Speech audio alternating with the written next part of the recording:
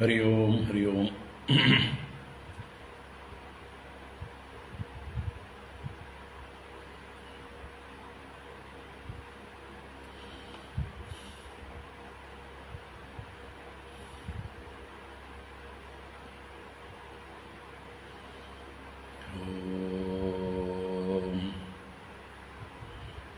ശുക്ലാംബരധരം വിഷ്ണും ശശിവർണം ചതുർഭുജം പ്രസന്നവദനം ധ്യായേത് സർവവിഘ്നോപശാന്തയേ.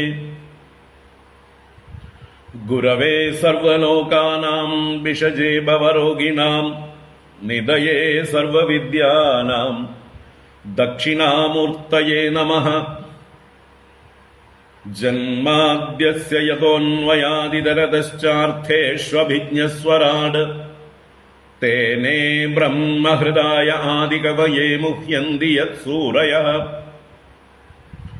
തേജോ വാരിമൃതാം യഥാ വിനിമയോ യത്ര ത്രിസർഗോ മൃഷാ ദാംനാ സ്വേന സദാ നിരസ്തകുഹകം സത്യം പരം ധീമഹി. ധർമ്മഃ പ്രോജ്ജിതകൈതവോത്ര പരമോ നിർമ്മത്സരാണാം സദാം വേദ്യം വാസ്തവമത്ര വസ്തുശിവദം താപത്രയോന്മൂലനം. ശ്രീമദ്ഭാഗവതേ മഹാമുനികൃതേ കിം വാ പരൈരീശ്വരഃ സദ്യോ ഹൃദ്യവരുധ്യതേത്ര കൃതിഭിഃ ശുശ്രൂഷുഭിസ്തൽക്ഷണാത്. നിഗമകൽപതരോർഗളിതം ഫലം സുഖമുഖാദമൃതദ്രവസംയുതം പിബത ഭാഗവതം രസമാലയം മുഹുരഹോ രസികാ ഭുവി ഭാവുകാഃ. നാരായണം നമസ്കൃത്യ നരം ചൈവ നരോത്തമം ദേവീം സരസ്വതീം വ്യാസം തതോ ജയമുദീരയേത്. യം പ്രവ്രജന്തമനുപേതമപേതകൃത്യം ദ്വൈപായനോ വിരഹകാതര ആജുഹാവ. പുത്രേതി തന്മയതയാ തരവോഭിനേതുഃ തം സർവഭൂതഹൃദയം മുനിമാനതോസ്മി. യസ്വാനുഭാവമഖിലശ്രുതിസാരമേകം അധ്യാത്മദീപമതിതിദീർഷതാം തമോന്തം. സംസാരിണാം കരുണയാഃ പുരാണഗുഹ്യം തം വ്യാസസൂനുമുപയാമി ഗുരും മുനീനാം. മൂകം കരോതി വാചാലം പങ്കും ലംഘയതേ ഗിരിം യത്കൃപാതമഹം വന്ദേ പരമാനന്ദമാധവം. യം ബ്രഹ്മാ വരുണേന്ദ്രരുദ്രമരുതഃ സ്തുന്വന്തി ദിവ്യൈസ്തവൈഃ വേദൈഃ സാംഗപദക്രമോപനിഷദൈഃ ഗായന്തി യം സാമഗാഃ. ധ്യാനാവസ്ഥിതതദ്ഗതേന മനസാ പശ്യന്തി യം യോഗിനോ യസ്യാന്തം ന വിദുഃ സുരാസുരഗണാഃ ദേവായ തസ്മൈ നമഃ. കോമളം കൗജയൻ വേണും ശ്യാമളോയം കുമാരകഃ വേദവേദ്യം പരം ബ്രഹ്മ ഭാസതാം പുരതോ മമ. ഭൂതൈർമഹദ്ഭിർയയിമാ പുരോ വിഭുഃ നിർമായശേതേ യദമൂഷു പൂരുഷഃ. ഭുങ്ക്തേ ഗുണാൻ ഷോഡശ ഷോഡശാത്മകഃ സോലംകൃഷീഷ്ട ഭഗവാൻ വജാംസി മേ. സച്ചിദാനന്ദരൂപായ വിശ്വോത്പത്യാദിഹേതവേ താപത്രയ വിനാശായ ശ്രീകൃഷ്ണായ വയം നുമഃ. കൃഷ്ണായ വാസുദേവായ ഹരയേ പരമാത്മനി പ്രണതക്ലേശനാശായ ഗോവിന്ദായ നമോ നമഃ. കൃഷ്ണായ വാസുദേവായ ദേവകീനന്ദനായ ച നന്ദഗോപകുമാരായ ഗോവിന്ദായ നമോ നമഃ. നമഃ പങ്കജനാഭായ നമഃ പങ്കജമാലിനി നമഃ പങ്കജനേത്രായ നമസ്തേ പങ്കജാംഗ്രയേ. പീതാംബരം കരവിരാജിതശംഖചക്രകൗമോദഗീ സരസിജം കരുണാസമുദ്രം രാധാസഹായമതിസുന്ദരമന്ദഹാസം വാതാലയേശമനിശം ഹൃദി ഭാവയാമി. വാതാലയേശമനിശം ഹൃദി ഭാവയാമി. ഓം നമോ ഭഗവതേ വാസുദേവായ. ഓം നമോ നാരായണായ. ശ്രീ ഗുരുവായൂരപ്പ ശരണം. ഓം നമഃ പരമഋഷിഭ്യോ നമഃ പരമഋഷിഭ്യഃ. ശ്രീ ഗുരുഭ്യോ നമഃ. നാരായണ. ഹരി ഓം. എല്ലാവർക്കും നമസ്കാരം. എല്ലാവർക്കും സുപ്രഭാതം, ശുഭദിനം, സുസ്വാഗതം.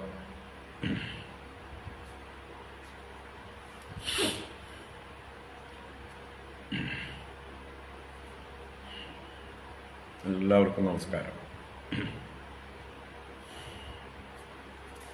ഇന്ന് അമാവാസിയാണ്. സൂര്യഗ്രഹണം ഉണ്ട്, പക്ഷെ നമുക്ക് ബാധകമല്ല. രാത്രിയിലാണ്. നമുക്ക് രാത്രിയിൽ വരുന്ന സൂര്യഗ്രഹണം നമ്മളെ ബാധിക്കുകയില്ല. അമേരിക്കൻ കോണ്ടിനെന്റിൽ ആ ഭാഗത്ത്, അതല്ലെങ്കിൽ നമ്മുടെ അടുത്ത ഹെമിസ്ഫിയറിൽ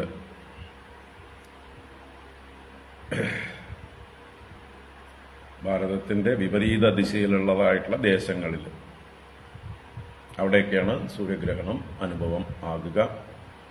നമ്മുടെ ഇന്ത്യൻ സമയം രാത്രി 9:30 ശേഷമാണ്. 2 മണി വരെയാണ്. ഇപ്പം നമുക്ക് ബാധകമല്ല. നമ്മുടെ ക്ഷേത്രങ്ങളെ ഒന്നും ബാധിക്കില്ല.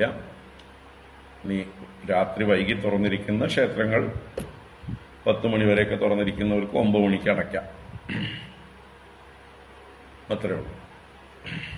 അപ്പോൾ രാത്രി ഉറക്കം വന്നില്ലെങ്കിൽ നാമം ജപിച്ചുകൊണ്ടിരിക്കാം.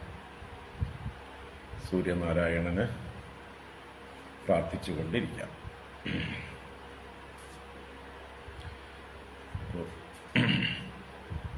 നമ്മളെ ബാധിക്കുന്നില്ല എന്നുള്ളത് അറിഞ്ഞിരിക്കുക. അതിനെക്കുറിച്ച് യാതൊരു വറിയും വേണ്ട പറയാം. രാത്രി ഭക്ഷണങ്ങളൊന്നും ബാക്കി വെക്കാതിരിക്കുക. നാളേക്ക് ഉപയോഗിക്കാനുള്ളതൊന്നും വെക്കണ്ട. അത് മാത്രമേ ഉള്ളൂ. ബാക്കിയൊക്കെ നമ്മളിപ്പോൾ ഫ്രിഡ്ജിലാണല്ലോ എടുത്തു വയ്ക്കുന്നത്.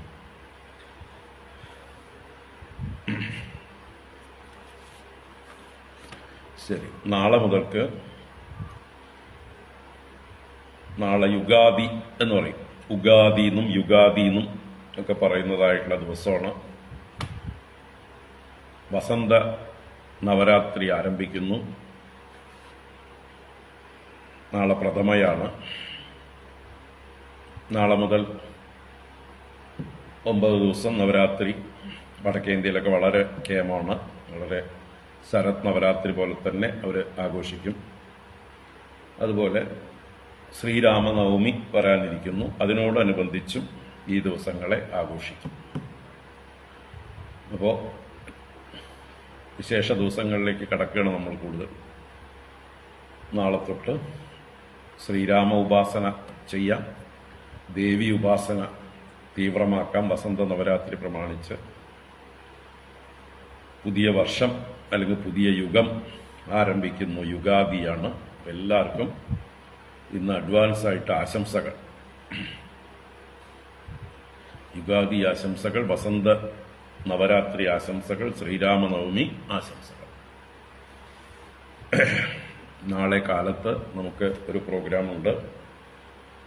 ദേവീ മാഹാത്മ്യ പ്രചാരണ സഭ എന്ന് പറയുന്ന, ക്ഷേത്ര ദർശൻ എന്ന് പറയുന്നൊരു ഗ്രൂപ്പ് പാലക്കാട് അവരുടെ ദേവീ മാഹാത്മ്യ പ്രചാരം ആരംഭിക്കുന്നു. അപ്പോൾ അതിലേക്ക് നമ്മുടേതായിട്ടുള്ള ഒരു സാന്നിധ്യവും അനുഗ്രഹവും വേണമെന്ന് പറഞ്ഞ് ആവശ്യപ്പെട്ടിട്ടുണ്ട്. തീർച്ചയായിട്ടും നമ്മളവിടെ ഉണ്ടാവും. ബദരീനാഥിലെ റാവൽജിയാണത് ഇനോഗ്രേറ്റ് ചെയ്യുന്നത്. മറ്റേ മൂകാംബികയിലെ നരസിംഹാടികൾ വരുമെന്ന് പറഞ്ഞിരുന്നതാണ്. പക്ഷെ അദ്ദേഹത്തിന് ഈ യുഗാദിയുടെ പൂജ അദ്ദേഹത്തിന് സെലക്ഷൻ ആയിരിക്കുന്നു. മൂകാംബികയുടെ നറുക്ക് വീണിരിക്കുന്നത് അദ്ദേഹത്തിനാണ്. അതുകൊണ്ട് അദ്ദേഹം ടിക്കറ്റ് എല്ലാം ക്യാൻസൽ ചെയ്ത് അവിടെ നിൽക്കേണ്ടതുണ്ട്. എന്തായാലും റാവൽജി ഉണ്ടാവും. നരസിംഹാടികൾ ഇനിയൊരു ദിവസം വരാമെന്ന് പറഞ്ഞിട്ടുണ്ട്. നമ്മുടെ ആശ്രമത്തിലേക്കും വരാൻ പറഞ്ഞിട്ടുണ്ട്. അപ്പോൾ അതവിടെ ഇരിക്കട്ടെ. നാളെ പാലക്കാട്ടുകാരൊക്കെ 8:30 മണിക്ക് ദേവി മാഹാത്മ്യ പാരായണത്തിന് കദളീവനത്തിൽ വന്നു ചേരാം. സ്തോത്രങ്ങൾ മാത്രമാണ് പാരായണം ചെയ്യുന്നത്. കവചം, മർഗളം, കീലക സ്തോത്രങ്ങളും, രാത്രി സൂക്തം, ശക്രാധികൃത ദേവീസ്തുതി, ദേവീ സൂക്തം, നാരായണീ സ്തുതി, പിന്നെ ആപതുന്മൂലന് ദുർഗാസ്തോത്രം. ഇത്രയും സ്തോത്രങ്ങൾ 9:30 ആകുമ്പോഴേക്കും പാരായണം ചെയ്ത് കഴിയും. അത് കഴിഞ്ഞിട്ട് ഫംഗ്ഷൻ ആരംഭിക്കുന്നു. എല്ലാവരും വരിക.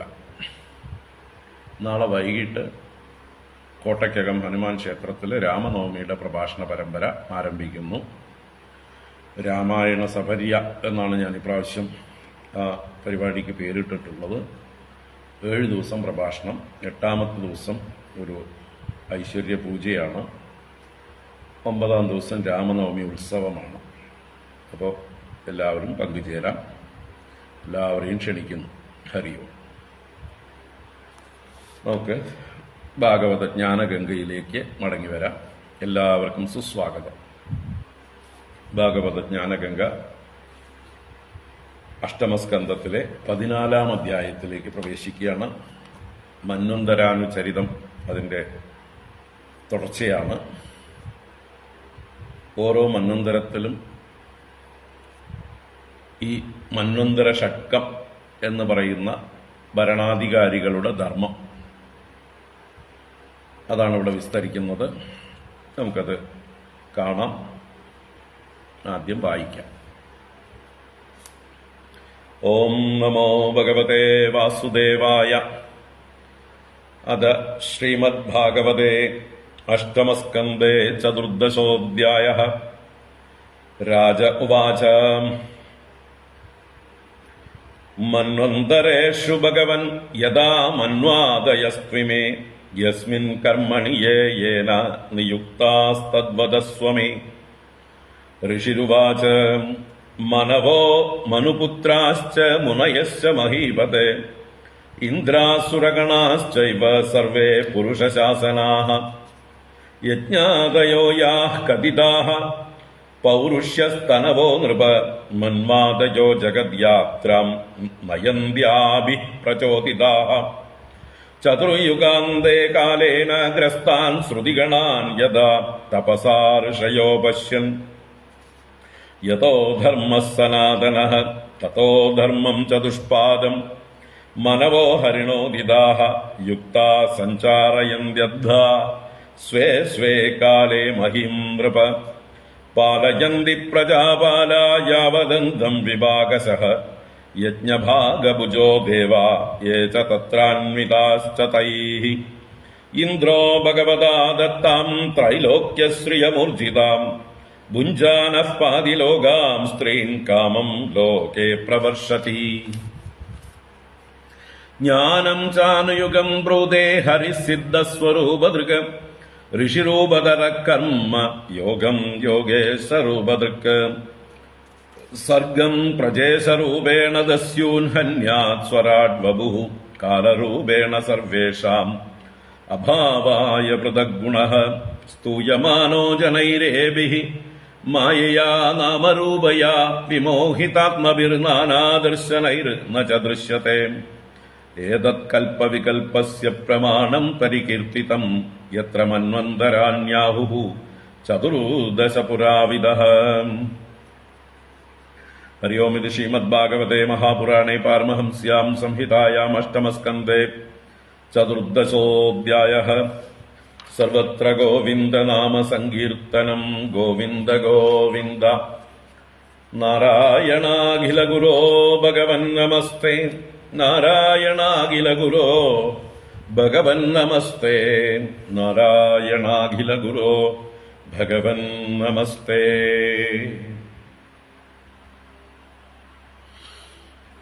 നാരായണ.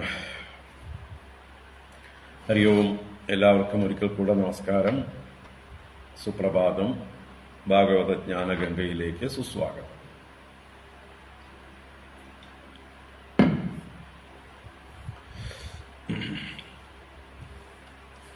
അപ്പോൾ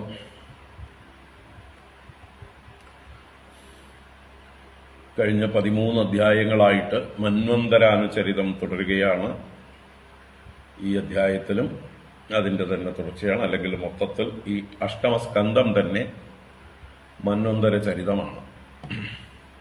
അപ്പോൾ ബ്രഹ്മാവിൻ്റെ ഒരു പകല് 14 മന്വന്തരങ്ങൾ. ഒരു മനുവിൻ്റെ കാലഘട്ടത്തെയാണ് മന്വന്തരം എന്ന് പറയുന്നത്. അപ്പം അത് 1000 ചതുർയുഗങ്ങളെ, ബ്രഹ്മാവിൻ്റെ പകല് 1000 ചതുർയുഗങ്ങളാണ്. അതിനെ 14ആയിട്ട് വിഭജിച്ചിരിക്കുന്നു. അങ്ങോട്ടും ഇങ്ങോട്ടൊക്കെ ഏറിയും കുറഞ്ഞൊക്കെ ഉണ്ടാവും. കൃത്യമായിട്ട് വിഭജിക്കണമെന്ന് നിർബന്ധമൊന്നും ഇല്ല. അപ്പോൾ ആദ്യത്തെ മന്വന്തരം സ്വയംഭുവ മന്വന്തരം. അവിടെ ഭഗവാന്റെ അവതാരം യജ്ഞൻ എന്ന പേരിൽ അവതരിച്ചു, മനുവിനെ രക്ഷിച്ചു. ആ യജ്ഞൻ തന്നെയായിരുന്നു അന്ന് ഇന്ദ്രനും. അതുപോലെ അന്ന് അവിടെ മരീച്യാദി സപ്തർഷികളായിരുന്നു. ദേവന്മാരുടെ ഒരു വിഭാഗം, മനുപുത്രന്മാര്, ഇങ്ങനെ 6 കൂട്ടര്. അതുപോലെ രണ്ടാമത്തെ മന്വന്തരം സ്വാരോജിഷ മന്വന്തരം. അവിടെ ഭഗവാന്റെ അവതാരത്തിന്റെ പേര് വിഭു എന്നായിരുന്നു. അവിടെ ഇന്ദ്രന്റെ പേര് രോചനനായിരുന്നു. ഊർജസ്തംഭൻ മുതലായിട്ടുള്ളവരായിരുന്നു സപ്തർഷികൾ. പിന്നീട് മൂന്നാമത്തെ മന്വന്തരം ഉത്തമ മന്വന്തരം. ഭഗവാന്റെ അവതാരം സത്യസേനൻ എന്നായിരുന്നു. ഇന്ദ്രന്റെ പേര് സത്യജിത്ത് എന്നായിരുന്നു. പ്രമദാദികൾ സപ്തർഷികൾ. ഓരോ കാലത്തും മനുപുത്രന്മാരും ദേവന്മാരും ഉണ്ട്. അത് ഓരോ വിഭാഗങ്ങൾ. ഇതൊക്കെ വേണമെങ്കിൽ നിങ്ങൾക്കൊരു തെരഞ്ഞു പിടിച്ച് പട്ടികയിട്ട് വയ്ക്കാം. വലിയ കാര്യമൊന്നുമില്ല. എവിടെയെങ്കിലും പരീക്ഷയ്ക്കോ ക്വിസിനോ പലയിടത്തും പോകുമ്പോൾ ചോദിച്ചാൽ പറയാം. അത്രേ ഉള്ളൂ അല്ലേ? നിങ്ങൾ ഇനിയിപ്പോൾ ഈ വയസ്സുകാലത്ത് എന്ത് പരീക്ഷയ്ക്ക് പോകാനാണ്, എന്ത് ക്വിസിന് പോകാനാണ്, പല സമ്മാനങ്ങൾ കിട്ടാൻ വേണ്ടി വല്ലതും. ഇപ്പോൾ ഓൺലൈനായിട്ടൊക്കെ പല മത്സരങ്ങളൊക്കെ ഉണ്ട്. അതിലൊക്കെ വേണമെങ്കിൽ പങ്കെടുക്കാം. വിവരമുള്ളവർ സംഘടിപ്പിക്കുന്ന മത്സരമാണെങ്കിൽ കൊള്ളാം. വിവരമില്ലാത്തവരാണെങ്കിൽ എന്തെങ്കിലുമൊക്കെ വിഡ്ഢിത്തരങ്ങൾ അവർ ചോദിക്കുകയും ചെയ്യും. ഉത്തരം അവർ തന്നെ എന്തെങ്കിലും വിഡ്ഢിത്തരം പറയുകയും ചെയ്യും. അവിടെ അപ്പൊ 4ാമത്തെ മന്വന്തരം താമസ മന്വന്തരം. അവിടെ ഭഗവാന്റെ അവതാരം ഹരിയായിരുന്നു. ഗജേന്ദ്രമോക്ഷം ലീല ചെയ്ത ഹരി. അവിടെ ത്രിശിഖൻ എന്നായിരുന്നു ഇന്ദ്രന്റെ പേര്. ജ്യോതിർദാമാദികളായിരുന്നു സപ്തർഷികൾ. 5ാമത്തെ മന്വന്തരം രൈവത മന്വന്തരം. ഭഗവാൻ വൈകുണ്ഠൻ എന്നായിരുന്നു അവതാരത്തിന്റെ പേര്. വിഭു ആയിരുന്നു ഇന്ദ്രൻ. അവിടെ ഹിരണ്യരോമ മുതലായിട്ടുള്ളവരായിരുന്നു സപ്തർഷികൾ. പിന്നീട് ചാക്ഷുഷ മന്വന്തരത്തില് ഭഗവാൻ അജിതൻ എന്ന പേരിൽ പാലാഴി മദനത്തിന് നേതൃത്വം കൊടുത്തു. അവിടെ ഇന്ദ്രന്റെ പേര് മന്ത്രദ്രുമൻ എന്നായിരുന്നു ചാക്ഷുഷ മന്വന്തരത്തില്. ഹവിഷ്മാൻ, വീരകൻ മുതലായവരായിരുന്നു അന്നത്തെ സപ്തർഷികൾ. ഇപ്പോഴത്തെ 7ാമത്തെ മന്വന്തരം വൈവസ്വത മന്വന്തരം. ഭഗവാന്റെ വിശേഷ അവതാരം വാമനാവതാരം. മഹാബലിയുടെ അഹങ്കാരത്തെ ഇല്ലാതാക്കി ഇന്ദ്രന് 3 ലോകങ്ങളും വീണ്ടെടുത്തു കൊടുക്കുന്ന ലീല വർണ്ണിക്കാൻ പോകുന്നേ ഉള്ളൂ. ഇനി 15ാം അധ്യായം മുതൽ വാമനാവതാര ചരിതം. അപ്പൊ അവിടെ പുരന്തരനാണ് ഇന്ദ്രൻ. കശ്യപൻ, വസിഷ്ഠൻ മുതലായവരാണ് സപ്തർഷികൾ. ഇനി വരാനിരിക്കുന്ന 7 മന്വന്തരങ്ങളിൽ 8ാമത്തെ മന്വന്തരം സാവർണിയാണ്. അവിടെ സാർവഭൗമൻ എന്ന പേരിൽ ഭഗവാൻ അവതരിക്കുന്നു. മഹാബലിയാണ് ഇന്ദ്രൻ. ഗാലവൻ മുതലായവരാണ് ഋഷി സപ്തർഷിമാര്. പിന്നീട് 9ാമത് ദക്ഷസാവർണി പറഞ്ഞു. ഭഗവാന്റെ അവതാരം ഋഷഭൻ എന്ന് പറഞ്ഞു. അത്ഭുതൻ എന്ന പേരിലാണ് ഇന്ദ്രൻ അറിയപ്പെടുന്നത്. ദ്യുതിമാൻ മുതലായവരാണ് സപ്തർഷികൾ. 10ാമത്തെ മന്വന്തരം ബ്രഹ്മസാവർണി. ഭഗവാന്റെ അവതാര പേര് ധർമ്മസേതു അല്ല വിശ്വക്സേനൻ. വിശ്വക്സേനൻ. ഇന്ദ്രന്റെ പേര് ശംഭു. ഹവിഷ്മാൻ മുതലായവരാണ് സപ്തർഷികൾ. പിന്നീട് 11ാമത് ധർമ്മസാവർണി. അവിടെ അവതാരം ധർമ്മസേതു. ഇന്ദ്രന്റെ പേര് വൈദ്രുതൻ. അരുണാദികൾ സപ്തർഷികൾ. 12ാം മനു രുദ്രസാവർണി, ഭഗവാന്റെ പേര് സ്വധാമ, ഇന്ദ്രന്റെ പേര് ഋതധാമ, തപോമൂർത്തി മുതലായവര് സപ്തർഷികൾ. 13ാമത്തെ മന്വന്തരം ദേവസാവർണി, ഭഗവാന്റെ പേര് യോഗേശ്വരൻ, ഇന്ദ്രന്റെ പേര് ദിവസ്പതി, നിർമോകൻ മുതലായവര് സപ്തർഷികൾ.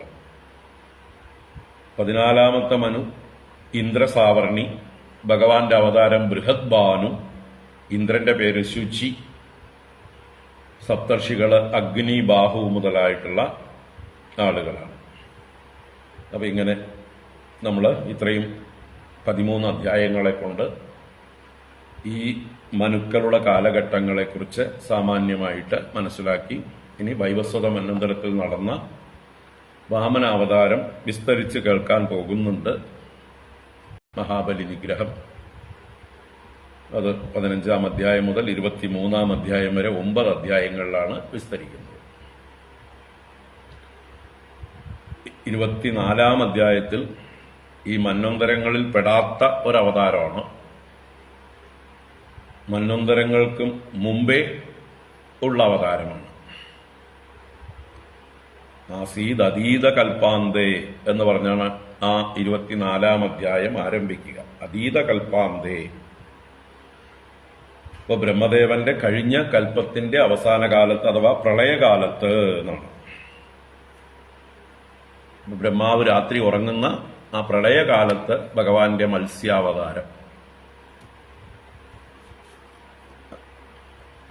അത് കഴിഞ്ഞിട്ടാണ് ഈ പറഞ്ഞ 14 മന്വന്തരങ്ങളും അതിലുള്ള ഭഗവാന്റെ അവതാരങ്ങളും. അപ്പോ ആ പ്രളയകാലത്തെ കൂടി വർണ്ണിക്കുന്നത് എന്തിനാന്ന് വെച്ചാൽ മന്വന്തരങ്ങളിൽ മാത്രമല്ല, പകൽ മാത്രമല്ല, ബ്രഹ്മാവിന്റെ രാത്രിയിലും അഥവാ പ്രളയകാലത്തും ഭഗവാൻ ഇവിടെ ഈ പ്രപഞ്ചത്തെ രക്ഷിച്ചുകൊണ്ട് കാവൽ നിൽക്കുന്നുണ്ട്. എല്ലാം ഇല്ലാതാവുമ്പോഴും യോവശിഷ്യേത സോസ്മ്യഹം എന്ന് ഭഗവാൻ ചതുശ്ലോകിയിൽ പറഞ്ഞ അല്ലേ, അഹമേവാസമേവാഗ്രേ നാന്യത് യത് സദസത്പരം പശ്ചാദഹം യഥേതച്ച യോവശിഷ്യേത സോസ്മ്യഹം. അപ്പൊ എല്ലാം ഇല്ലാതായാലും യഹ അവശിഷ്യേത, യാതൊരുവൻ ശേഷിക്കുമോ, സഹ അഹമസ്മി, അത് ഞാനാകുന്നു. അങ്ങനെ എല്ലാം പ്രളയത്തിൽ പോയാലും ആ പ്രളയത്തിനും സാക്ഷിയായി, അപ്പോഴും കാവൽക്കാരനായി ഈ കാണുന്ന പ്രപഞ്ചത്തെ മുഴുവൻ അതിന്റെ കാരണരൂപത്തിൽ, അവ്യക്ത രൂപത്തിൽ തന്നിലേക്ക് ലയിപ്പിച്ചുകൊണ്ട് ഭഗവാൻ ശേഷിക്കുന്നു എന്നുള്ള ആ തത്വത്തെ പ്രഖ്യാപിക്കാനാണ് ഭഗവാന്റെ പ്രളയകാലത്തുള്ള മത്സ്യാവതാരം. അത് മന്വന്തര കഥകളിൽ പെടുന്നതല്ല. മന്വന്തരങ്ങൾക്ക് അതീതമായിരിക്കുന്ന ഒരു കാലത്ത്, പ്രളയകാലത്ത് നടന്ന ലീലയാണ്. അങ്ങനെയാണ് അതിനെ മനസ്സിലാക്കേണ്ടത്. അപ്പൊ നമുക്ക് ഇപ്പോ 14ാം അധ്യായത്തിലേക്ക് പ്രവേശിക്കാം. എന്താണ് 14ാം അധ്യായത്തിലെ വിഷയം? അത് പറഞ്ഞു. മന്വന്തരങ്ങളിൽ മന്വന്തര ഷക്കങ്ങളുടെ ധർമ്മങ്ങൾ. ഇവരോരോരുത്തരും എന്തു ചെയ്യുന്നു, എന്താണ് അവരുടെ ഡ്യൂട്ടികൾ? ഇതാണ് പരീക്ഷിത് രാജാവിന്റെ ചോദ്യത്തിന് ഉത്തരമായിട്ട് ശുകബ്രഹ്മർഷി മറുപടി കൊടുക്കുന്നതാണ്. വളരെ ചെറിയ അധ്യായമാണ്, നമുക്ക് കാണാം. ഓം നമോ ഭഗവതേ വാസുദേവായ. അത ചതുർദശോऽധ്യായഃ. രാജാ ഉവാച. മന്വന്തരേഷു ഭഗവൻ യഥാ മന്വാദയസ്ത്വിമേ യസ്മിൻ കർമ്മണി യേന നിയുക്താഃ തദ്വദസ്വ മേ. മന്വന്തരേഷു ഭഗവൻ യഥാ മന്വാദയസ്ത്വിമേ യസ്മിൻ കർമ്മണി യേന നിയുക്താസ്തദ്വദസ്വ മേ. പരീക്ഷിത് രാജാവ് ചോദിക്കുന്ന രാജാ ഉവാച. മന്വന്തരേഷു ഭഗവൻ യഥാ മന്വാദയഃ തു ഇമേ യസ്മിൻ കർമ്മണി യേന നിയുക്താഹ തത് വദസ്വമേ. ഭഗവൻ എന്നാണ് സംബോധന. ആരെയാ സംബോധന ചെയ്യുന്നത്? ശുകബ്രഹ്മർഷി. എന്താ ഇവിടെ ഭഗവൻ എന്ന് വിളിക്കാൻ കാരണം? ത്രികാലജ്ഞാനിയായതുകൊണ്ട് അല്ലേ?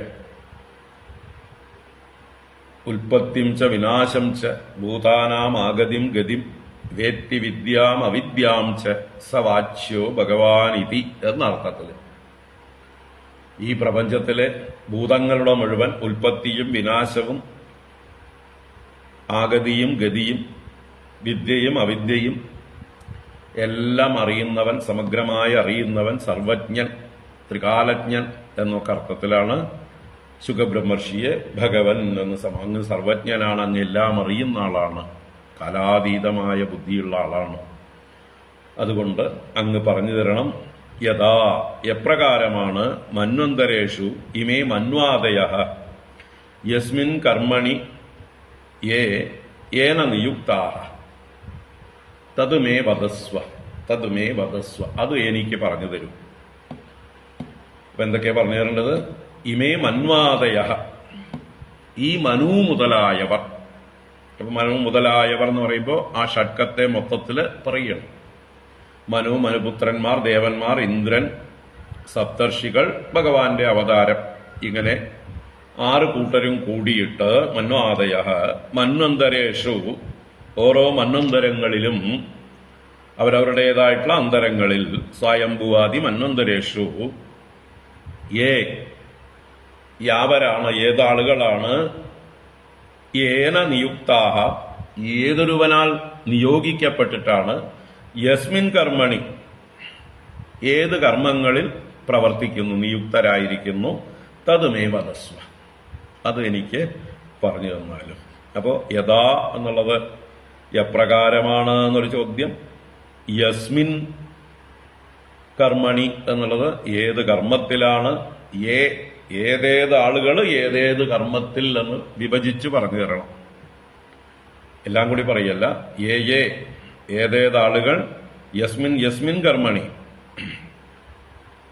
ഏന നിയുക്താഹ, ഏന നിയുക്താഹ എന്ന് പറഞ്ഞാൽ ഇവരെയെല്ലാം നിയന്ത്രിക്കുന്നത് ആരാണ്, ഇവരെല്ലാം ഡിക്റ്റേറ്റ് ചെയ്യുന്നത് ആരാണ്, ഇവരെല്ലാം ഭരിക്കുന്നത് ആരാണ്, ഇവരുടെ പുറകിൽ നിയാമകനായിട്ട് ആരാണ്,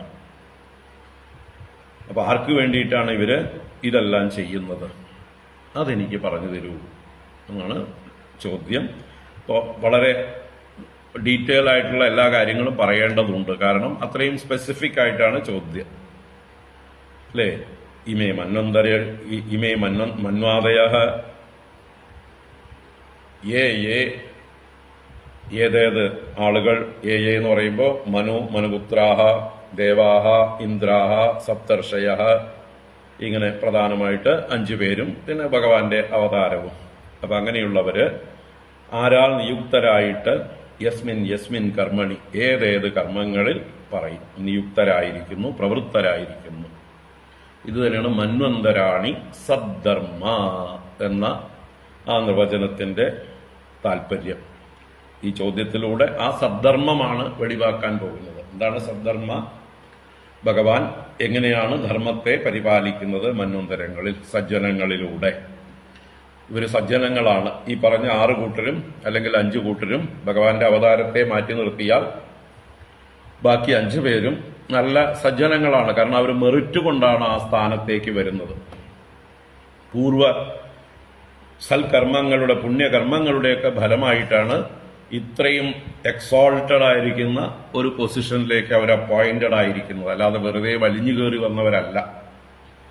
നമ്മുടെ ജനാധിപത്യം എന്ന പേരിൽ തോന്നിയവാസം, കള്ളത്തരങ്ങൾ, കാപട്യങ്ങൾ ഒക്കെ നടത്തിയിട്ട് ഒരു യോഗ്യതയില്ലാത്ത തല്ലിപ്പൊളികള്, ഗുണ്ടകള്, തെമ്മാടികള്, വിവരം കെട്ടവര് ഒക്കെയാണ് നമ്മുടെ ഇന്നത്തെ ജനാധിപത്യത്തിന്റെ ഒരു മഹത്വം, അല്ലേ? അതുപോലെ തല്ലിപ്പൊളി ഭരണമല്ല ഭഗവാന്റെ ഭരണം. ഭഗവാന്റെ ഭരണം എന്ന് പറഞ്ഞാൽ ശരിക്കും അർഹരായിട്ടുള്ള ആളുകളാണ്. ഇവിടെ എന്താ പറയുക, നമ്മുടെ ഈ എലക്ഷൻ എന്ന് പറയുമ്പോൾ തന്നെ അവിടെ ഇവർക്കൊക്കെ എന്താണ് ആരെയൊക്കെ പ്ലീസ് ചെയ്യണം എന്നുള്ളതായിട്ടുള്ള ചിന്തയുണ്ട്. ഈ ജനാധിപത്യത്തിനുള്ളതിന്റെ ഏറ്റവും വലിയ വീക്ക്നെസ് എന്ന് പറയുന്നത് തന്നെ ഇതിലുള്ള ആരാണോ കൂടുതൽ സംഘം ചേർന്നിരിക്കുന്നത്, വോട്ട് ബാങ്ക് ആയിരിക്കുന്നത്, അവരുടെ ബ്ലാക്ക് മെയിലിങ്ങും ഭീഷണിയും അതിനൊക്കെ വഴങ്ങിക്കൊണ്ട് ഈ അസംഘടിത വിഭാഗത്തെ അവഗണിച്ചും ചൂഷണം ചെയ്തും നിന്ദിച്ചും, അസംഘടിത വിഭാഗം ഭൂരിപക്ഷമായിരുന്നാലും അവരെ യാതൊരു തരത്തിലും പരിഗണിക്കാതെ, അപ്പോൾ ഒരു തരത്തിലും ധർമ്മം നടപ്പിലാവില്ല. ധർമ്മം നടപ്പിലാക്കാൻ ഈ വോട്ട് ബാങ്കുകൾ സമ്മതിക്കില്ല. ഈ എന്താ പറയുക, ആരാണോ ന്യൂനപക്ഷമാണെങ്കിലും സംഘടിച്ചിരിക്കുന്നത് അവരെ പേടിയുണ്ട്. അപ്പോൾ ഇവരുടെ ഈ ഭരണത്തിൽ വരുന്ന ആളുകളുടെയൊക്കെ നയങ്ങൾ അവർ പ്ലാൻ ചെയ്യുന്നത് ഒക്കെ തങ്ങൾക്ക് വോട്ട് തന്ന വോട്ട് ബാങ്കിനോടുള്ള കൂറോട് കൂടിയിട്ടാണ്. They are indebted. അവരുടെ കയ്യും കാലും കെട്ടിയിരിക്കുകയാണ്. ഒരു വളരെ മോശമായിട്ടുള്ള ഒരു അവസ്ഥയാണ് നമ്മുടെ ഭാരതത്തിൽ കാണുന്നത്. വളരെ മോശമായിട്ടുള്ളതാണ്. അവർക്ക് സ്വതന്ത്രമായിട്ട് പ്രവർത്തിക്കാനുള്ള കഴിവില്ല. അവർ വായി തുറക്കുന്നത് പോലും അങ്ങനെയുള്ളവർക്ക് വേണ്ടിയിട്ടാണ്, മറ്റുള്ളവരെ നിന്ദിക്കാൻ വേണ്ടിയിട്ടാണ്. ചിലപ്പോൾ അവരുടെ ഉള്ളിൽ ഉള്ളിന്റെ ഉള്ളിലെ ഭൂരിപക്ഷത്തോട് ശത്രുതയോ വിരോധമോ ഉണ്ടാവില്ല, സിമ്പതി ഉണ്ടാവും. പക്ഷേ അവരുടെ സ്വാർത്ഥത കൊണ്ട് അവർക്ക് നിലനിൽപ്പിന് വേണ്ടി, ഇലക്ഷൻ ജയിക്കാൻ വേണ്ടി ന്യൂനപക്ഷത്തിന്റെ കൂടെ നിൽക്കുന്നു. അപ്പോൾ എന്താ പറയുക, നമ്മുടെ കേന്ദ്ര ഗവൺമെന്റിൽ മോദിജി ഗവൺമെന്റ് ഇതിൽ വന്നപ്പോൾ അദ്ദേഹം പല ആളുകളെയും ഈ രാജ്യസഭയിലൂടെ തെരഞ്ഞെടുത്തു. സമൂഹത്തില് അല്ലെങ്കിൽ ലോകത്തില് വളരെ പ്രഗത്ഭരായിട്ടുള്ള ആളുകൾ. അവരൊന്നും ഇലക്ടറൽ ഇതിലൂടെ വന്നവരല്ല. നമ്മുടെ ഫിനാൻസ് മിനിസ്റ്റർ നിർമ്മല സീതാരാമനാകട്ടെ, ഇപ്പൊ നമ്മുടെ തിരുവനന്തപുരത്ത് ഇലക്ഷൻ നിൽക്കുന്ന രാജീവ് ചന്ദ്രശേഖർ ആകട്ടെ, അതുപോലെ ഫോറിൻ മിനിസ്റ്റർ ജയശങ്കർജി ആവട്ടെ, അതുപോലെ പല രംഗത്തും പീയൂഷ് ഗോയൽ, ഇങ്ങനെ കുറെ പേരുണ്ട്. അവരൊക്കെ വളരെ പ്രഗത്ഭമതികളാണ്. അവർക്ക് ഫ്രീഡം കൊടുത്തിരിക്കുകയാണ് ചിന്തിക്കാൻ, സമൂഹത്തിന് വേണ്ടി ചിന്തിക്കാൻ വേണ്ടി. നിങ്ങൾ സമൂഹത്തിന് വേണ്ടി ചിന്തിച്ച് മൊത്തത്തില് ഭാരതത്തിന്റെ നന്മയ്ക്ക് വേണ്ടി പ്രവർത്തിക്കൂ. നിങ്ങൾ ആരെയും പേടിക്കേണ്ടതില്ല. നിങ്ങൾ ഒരു വോട്ട് ബാങ്കിനെയും സാറ്റിസ്ഫൈ ചെയ്യാൻ നോക്കണ്ട. You do your duty freely. അതാണ് അവർക്ക് കിട്ടിയിട്ടുള്ള ഒരു സ്വാതന്ത്ര്യം. അപ്പൊ ആ നല്ല വിദ്യാഭ്യാസവും നല്ല എന്താ പറയുക എക്സ്പീരിയൻസും എന്താ പറയുക എക്സ്പെർട്ടൈസും ലോകം മുഴുവൻ കണ്ടിട്ടുള്ളവരും ഒക്കെ ആയിട്ടുള്ള നല്ല പ്രഗത്ഭമതികളായിട്ടുള്ള ആളുകളെ അങ്ങനെ രാജ്യസഭയിലൂടെ നോമിനേറ്റ് ചെയ്ത് കേന്ദ്രത്തിലെ ക്യാബിനറ്റ് മന്ത്രിമാരാക്കി നല്ല പദവികൾ കൊടുത്ത് അവരെ ഫ്രീ ആയിട്ട് ചിന്തിക്കാൻ വിട്ടിരിക്കണം. അതാണ് നമ്മുടെ ഇന്നത്തെ എന്താ പറയുക മറ്റേ സഖ്യങ്ങൾക്ക് സഹിക്കാത്തത്. ഈ രാജ്യത്തെ തകർക്കാൻ ശ്രമിക്കുന്ന, ഈ രാജ്യത്തെ വിറ്റ് കാശാക്കാൻ ശ്രമിക്കുന്ന സഖ്യങ്ങൾക്ക് അതൊന്നും സഹിക്കില്ല. കാരണം അവര് പങ്കിട്ടെടുക്കാൻ വേണ്ടി വരുന്നവരാ. അധികാരം പങ്കിട്ടെടുക്കാൻ, വകുപ്പുകൾ പങ്കിട്ടെടുക്കാൻ. ഇതിപ്പോ മോദിയുടെ അമ്മാവന്മാരൊന്നും അല്ല ഈ പറഞ്ഞ ആളുകളൊന്നും. നിർമ്മല സീതാരാമൻ മോദിയുടെ അമ്മായിയല്ല, മരുമകളല്ല, പെങ്ങളല്ല. രാജീവ് ചന്ദ്രശേഖർ അദ്ദേഹത്തിന്റെ മരുമകനല്ല, അനുജനല്ല. എക്സ്റ്റേണൽ അഫയേഴ്സ് മിനിസ്റ്റർ ജയശങ്കർ അദ്ദേഹത്തിന്റെ വകയിലൊന്നും ഒന്നുമല്ല, ആരുമല്ല. പക്ഷെ കഴിവുള്ളവരെ തെരഞ്ഞെടുത്ത് സ്ഥാനത്ത്. ഇതാണ് നമ്മുടെ ഇപ്പൊ നമുക്ക് കിട്ടിയിട്ടുള്ള ഏറ്റവും വലിയൊരു സൗഭാഗ്യം എന്നേ പറയുള്ളൂ. അല്ലാതെ അക്ഷരാഭ്യാസമുള്ള മന്ദബുദ്ധികൾ, അക്ഷരാഭ്യാസമില്ലാത്ത ആ പാർലമെന്റിൽ ചെന്നിട്ട് 4 വാക്ക് ഇംഗ്ലീഷിൽ കൂട്ടി പറയാനോ ഹിന്ദിയിൽ കൂട്ടി പറയാനോ അറിയാത്തവരാണ് ഈ കേരളത്തിൽ ഇലക്ഷൻ നിൽക്കുന്ന മുഴുവൻ ആളുകളും. കേരളത്തിലാവട്ടെ, തമിഴ്നാട്ടിലാവട്ടെ, മറ്റു പാർട്ടികളിലൊക്കെ ഒട്ടും വിദ്യാഭ്യാസമില്ലാത്ത ജന്തുക്കളാണ് നിൽക്കുന്നത്. ഗുണ്ടായുസം കാണിച്ചുകൊണ്ട്, തോന്നിയവാസം കാണിച്ചുകൊണ്ട്, വോട്ട് ബാങ്കിനെ പ്രീണിപ്പിച്ചുകൊണ്ടുള്ള ജന്തുക്കൾ. ഇത് നമ്മൾ വിവേകമുള്ളവര്, ബുദ്ധിക്കകത്ത് വല്ല തെളിമയുള്ളവര് മറ്റുള്ളവർക്ക് പറഞ്ഞു കൊടുത്തുകൊണ്ടിരിക്കണം. അല്ലെങ്കിൽ നമ്മുടെ രാജ്യം നശിച്ചുകൊണ്ടിരിക്കുകയാണ്. നമ്മുടെ രാജ്യം നശിക്കുമ്പോൾ അതിന്റെ ബാധ നമുക്ക് എല്ലാവർക്കും ഉണ്ട്. നമ്മളെല്ലാവരും അതിനാൽ ബാധിക്കപ്പെടുന്നു. ഇവരുടെയൊക്കെ തോന്നിയവാസങ്ങൾ, നയങ്ങൾ നമ്മളെയൊക്കെ ബാധിക്കുന്നുണ്ട്. ഏത് നയങ്ങൾ ഇവർ രൂപീകരിച്ചാലും അത് നമ്മളെ ബാധിക്കുന്നതാണ്. സോ നമ്മളത് കാണണം. എന്താണ് ഇതിന്റെ ഗുണം? എന്താണ് രാജ്യ നന്മ? രാജ്യത്തിലെ മുഴുവൻ ജനങ്ങളുടെയും നന്മ. സബ്കെ സാത്ത്, സബ്കെ വികാസ്, സബ്കെ വിശ്വാസ്. അത് അക്ഷരാർത്ഥത്തിൽ കാണുന്നുണ്ട് നമ്മൾ. പക്ഷെ എന്നാൽ എന്താ പറയാ, മന്ദബുദ്ധികളായിട്ടുള്ള, കഴുതകളായിട്ടുള്ള ഭൂരിപക്ഷം ഇവിടെ ഉണ്ട്. ഒട്ടും ചിന്തിക്കാൻ കഴിവില്ലാതെ ഇലക്ഷന് വോട്ട് ചെയ്യാൻ പോകുമ്പോൾ 500 1000 പോക്കറ്റിലിട്ട് കൊടുത്താൽ വോട്ട് ചെയ്ത് കൊടുത്ത് അവരെ ജയിപ്പിച്ചു കൊടുക്കും. ഇവർക്ക് 1000 വീതം കൊടുക്കണമെങ്കിൽ എത്രയോ കോടിക്കണക്കിന് ചെലവാക്കണം. അപ്പൊ എത്ര കോടി, അതിന്റെ എത്രയോ ഇരട്ടി ഇവര് അഴിമതിയിലൂടെ ഉണ്ടാക്കിയിട്ടുണ്ട് എന്നുള്ളത് ചിന്തിക്കാൻ പോലും ഈ മന്ദബുദ്ധികൾക്ക് കഴിവില്ല. 1,00,000 പേർക്ക് 1000 രൂപ കൊടുക്കണമെങ്കിൽ എത്ര കോടിയായി ചിന്തിക്കുക. അത്രയും കോടി ഇവർക്ക് വോട്ട് ചെയ്യാൻ കൊടുക്കണമെങ്കിൽ അതിന്റെ എത്ര ഇരട്ടി കോടി ഇവർ സമ്പാദിച്ചിട്ടുണ്ടാവും. ഇതൊന്നും ചിന്തിക്കാതെ വെറുതെ ആരെങ്കിലും എന്തെങ്കിലും പറയുമ്പോഴേക്കും കാള പെറ്റൂന്ന് പറയുമ്പോഴേക്കും കയറെടുക്കുന്ന മന്ദബുദ്ധികൾ, ഓരോ നിയമങ്ങളും എന്തെന്ന് മനസ്സിലാക്കാതെ അതിനെതിരായിട്ട് പ്രതികരിക്കുന്നവര്. CAA എന്താണ്? CAA എന്ന് പറഞ്ഞാൽ നമ്മുടെ രാജ്യത്തിന്റെ സേഫ്റ്റിക്ക് വേണ്ടിയിട്ടാണ്. അല്ലാതെ ഇവിടെ ഓൾറെഡി ഇവിടുത്തെ പൗരന്മാരായിരിക്കുന്ന ഒരാൾക്കും ഒന്നും നഷ്ടപ്പെടാനില്ല. അവരുടെ സെക്യൂരിറ്റിയാണ് ഉറപ്പാക്കുന്നത്. CAA എന്നുള്ളത് പുറത്തുനിന്ന് വരുന്ന ആളുകൾക്ക് പൗരത്വം കൊടുക്കാനുള്ള അമെന്റ്മെന്റാണ്. അത് ആർക്ക് കൊടുക്കണം എന്നുള്ള ഒരു ഇത് മാത്രമേ ഒരു വിവേകത്തോടുകൂടി കൊടുക്കണം. അതല്ലെങ്കിൽ രാജ്യം നശിച്ചു പോകും. പുറത്തുനിന്ന് അഭയാർത്ഥികളായിട്ട് വരുന്നവരെ ആരെ മാറ്റി നിർത്തണം, ആരെ ഇൻക്ലൂഡ് ചെയ്യണം, ഇത് മാത്രമേ അവിടെ ഉള്ളൂ. അല്ലാതെ അകത്തുള്ളവരെ പുറത്താക്കാനുള്ള നിയമമേ അല്ല CAA എന്നുള്ളത്. ബംഗ്ലാദേശിൽ നിന്നോ അഫ്ഗാനിസ്ഥാനിൽ നിന്നോ പാകിസ്ഥാനിൽ നിന്നോ അവിടുത്തെ മതപീഡനം കൊണ്ട് പീഡിതരായി വരുന്ന ഇസ്ലാം ഒഴികെയുള്ള മറ്റ് മതസ്ഥർക്കൊക്കെ ഇവിടേക്ക് സ്വാഗതം.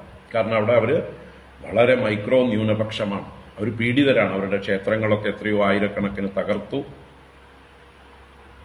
അവരുടെ സ്വത്ത് അപഹരിച്ചു, അവരുടെ പെൺകുട്ടികളെ ബലാത്സംഗം ചെയ്തു. അവർക്ക് ഒരു അവകാശവുമില്ലാതെ അവിടുത്തെ കക്കൂസ് കഴുകൽ മാത്രമാണ് ഇവരുടെയൊക്കെ ജോലി. വേറൊരു നല്ല ജോലി ഇവർക്ക് കൊടുക്കില്ല. പാകിസ്ഥാനിലുള്ള ഹിന്ദുക്കൾ ഞങ്ങൾക്ക് കക്കൂസ് കഴുകാൻ വേണ്ടി നിൽക്കട്ടെ എന്ന് പറയുന്നവരാണ് പാകിസ്ഥാനികൾ.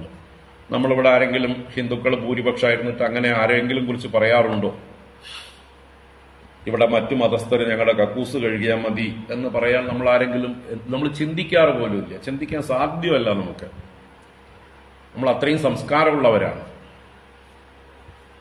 പക്ഷെ അവിടെ അങ്ങനെയാണ് അവർ ചിന്തിക്കുന്നത് തന്നെ. അവിടെയുള്ള പെൺകുട്ടികളെയൊക്കെ ബലാത്സംഗം ചെയ്യലും, അച്ഛനും അമ്മയും നോക്കി നിൽക്കെ മുമ്പിൽ വെച്ചിട്ട് ബലാത്സംഗം ചെയ്യും. അപ്പൊ അങ്ങനെ പീഡിതരായിട്ട് അവിടുന്ന് രക്ഷപ്പെട്ട് ഓടി വരുന്നവരാണ് ന്യൂനപക്ഷങ്ങൾ, അവിടുത്തെ ന്യൂനപക്ഷങ്ങൾ. അത് ഹിന്ദുക്കളാവാം, സിഖുകാരാവാം, ബുദ്ധിസ്റ്റുകളാവാം, ജൈനമതസ്ഥരാവാം, ക്രിസ്ത്യാനികളാവാം. അവര് രക്ഷപ്പെട്ടു വരുന്നു. അല്ലാതെ അവിടെ മെജോറിറ്റി ആയിരിക്കുന്ന മതപീഡനമില്ലാതെ, മതപീഡനം അനുഭവിക്കേണ്ട ആവശ്യമില്ല അവർക്ക് അവിടെ. പിന്നെ മാത്രമല്ല, അങ്ങനെ അവരെ അനുവദിച്ചു കഴിഞ്ഞാൽ അവർ നല്ലോണം കൂട്ടമായിട്ട് കയറി വരുന്നവരാണ്. ഇവർ വല്ലതോ ഒറ്റയ്ക്കോ തറ്റയ്ക്കോ വല്ലപ്പോഴും വരുന്നവരാണ്.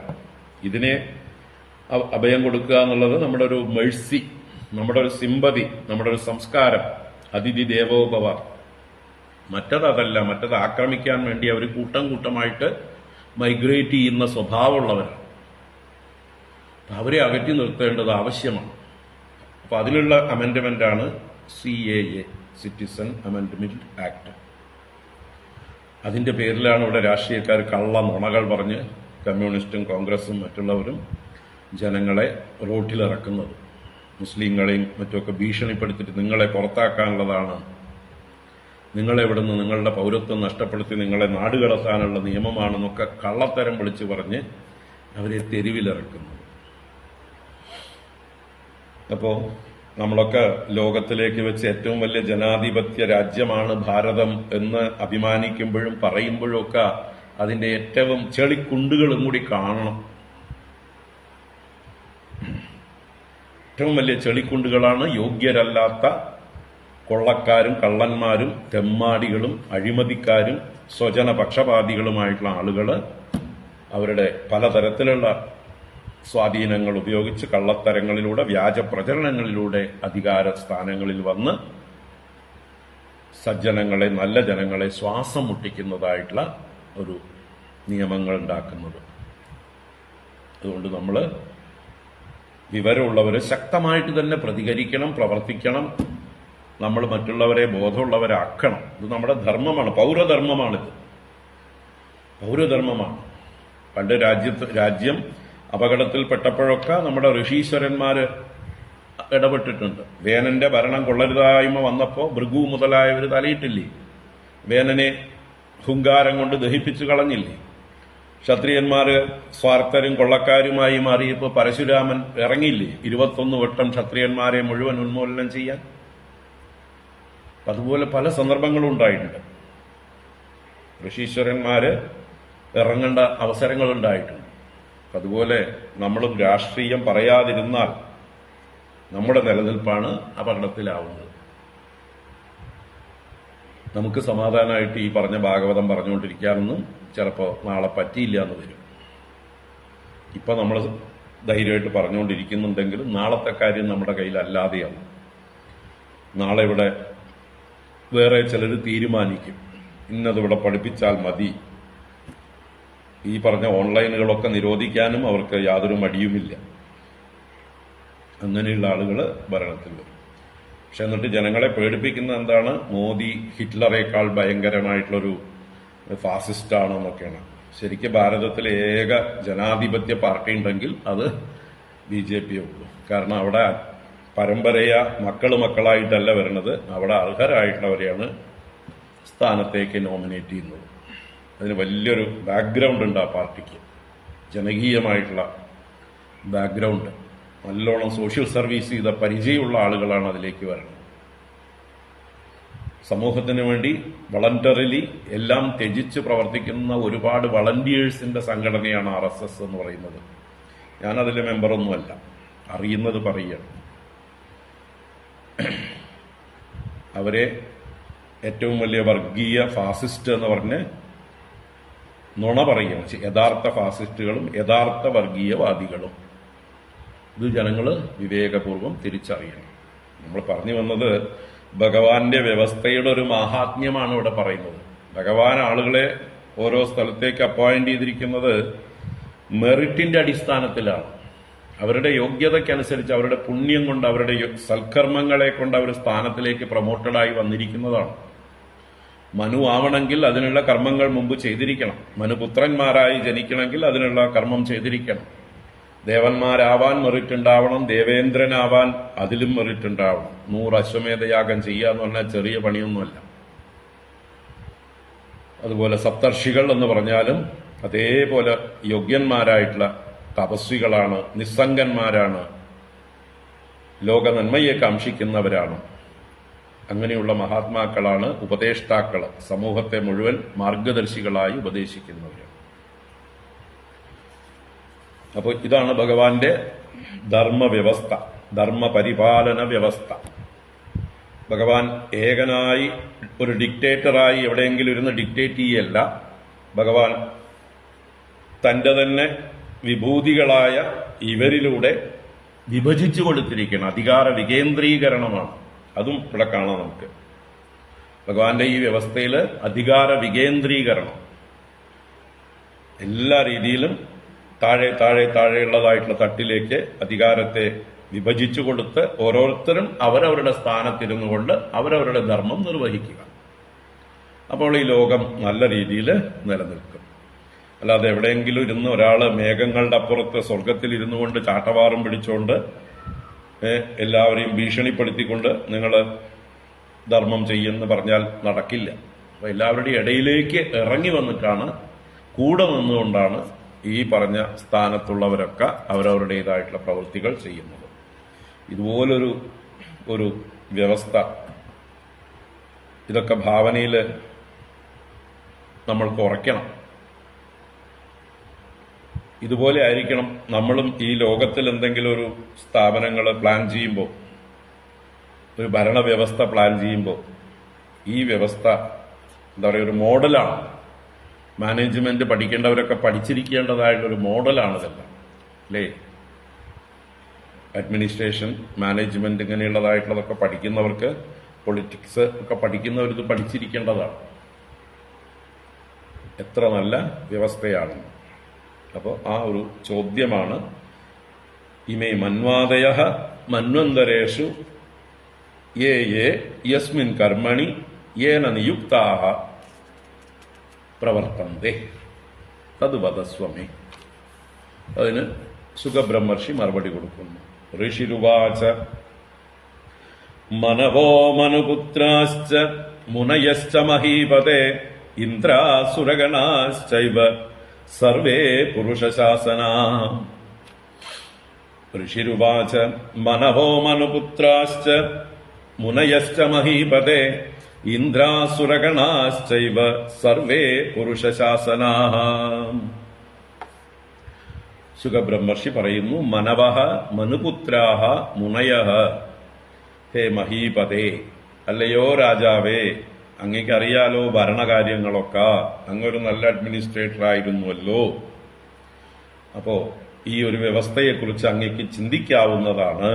എന്തൊക്കെയാണ്? മനവഃ മനുക്കൾ, മനുപുത്രാഹ മനുവിന്റെ പുത്രന്മാർ, മുനയഃ സപ്തർഷയഃ, ഇന്ദ്രാഹ ഓരോ മന്വന്തരത്തിലുമുള്ള ഇന്ദ്രന്മാർ, സുരഗണാഹ ഓരോ മന്വന്തരത്തിലുള്ള ദേവഗണങ്ങൾ, അങ്ങനെ 5 കൂട്ടരെ പറഞ്ഞിട്ട് ഏവ സർവേ പുരുഷശാസനാഹ, സർവേ എല്ലാവരും, പുരുഷശാസനാഹ, പുരുഷശാസനാഹ എന്ന് പറഞ്ഞാൽ പുരുഷന്റെ ശാസനത്താൽ പ്രവർത്തിക്കുന്നവർ.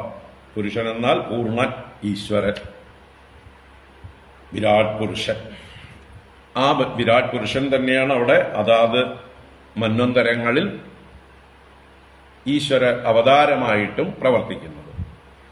അപ്പൊ അവിടെ ഭഗവാൻ തന്നെ സ്വയം വിരാട് പുരുഷനാണെങ്കിലും തന്നെ അവിടെ ഒരു രൂപത്തിലേക്ക് ആവഹിച്ചിട്ടുണ്ട്.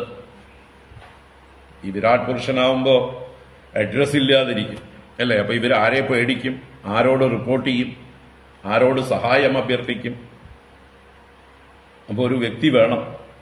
അപ്പൊ ആ വിരാട് പുരുഷൻ തന്നെ സ്വയം ഒരു വ്യക്തിത്വം എടുത്തുകൊണ്ട് ഒരു അവതാരമൂർത്തിയായിക്കൊണ്ട് അതാത് മന്വന്തരങ്ങളെ രക്ഷിക്കുന്നു. അതാണ് ഇവിടെ പുരുഷ ശാസന എന്ന് പറയുമ്പോൾ വിരാട് പുരുഷസ്യ ശാസനേ വർത്തന്തേ.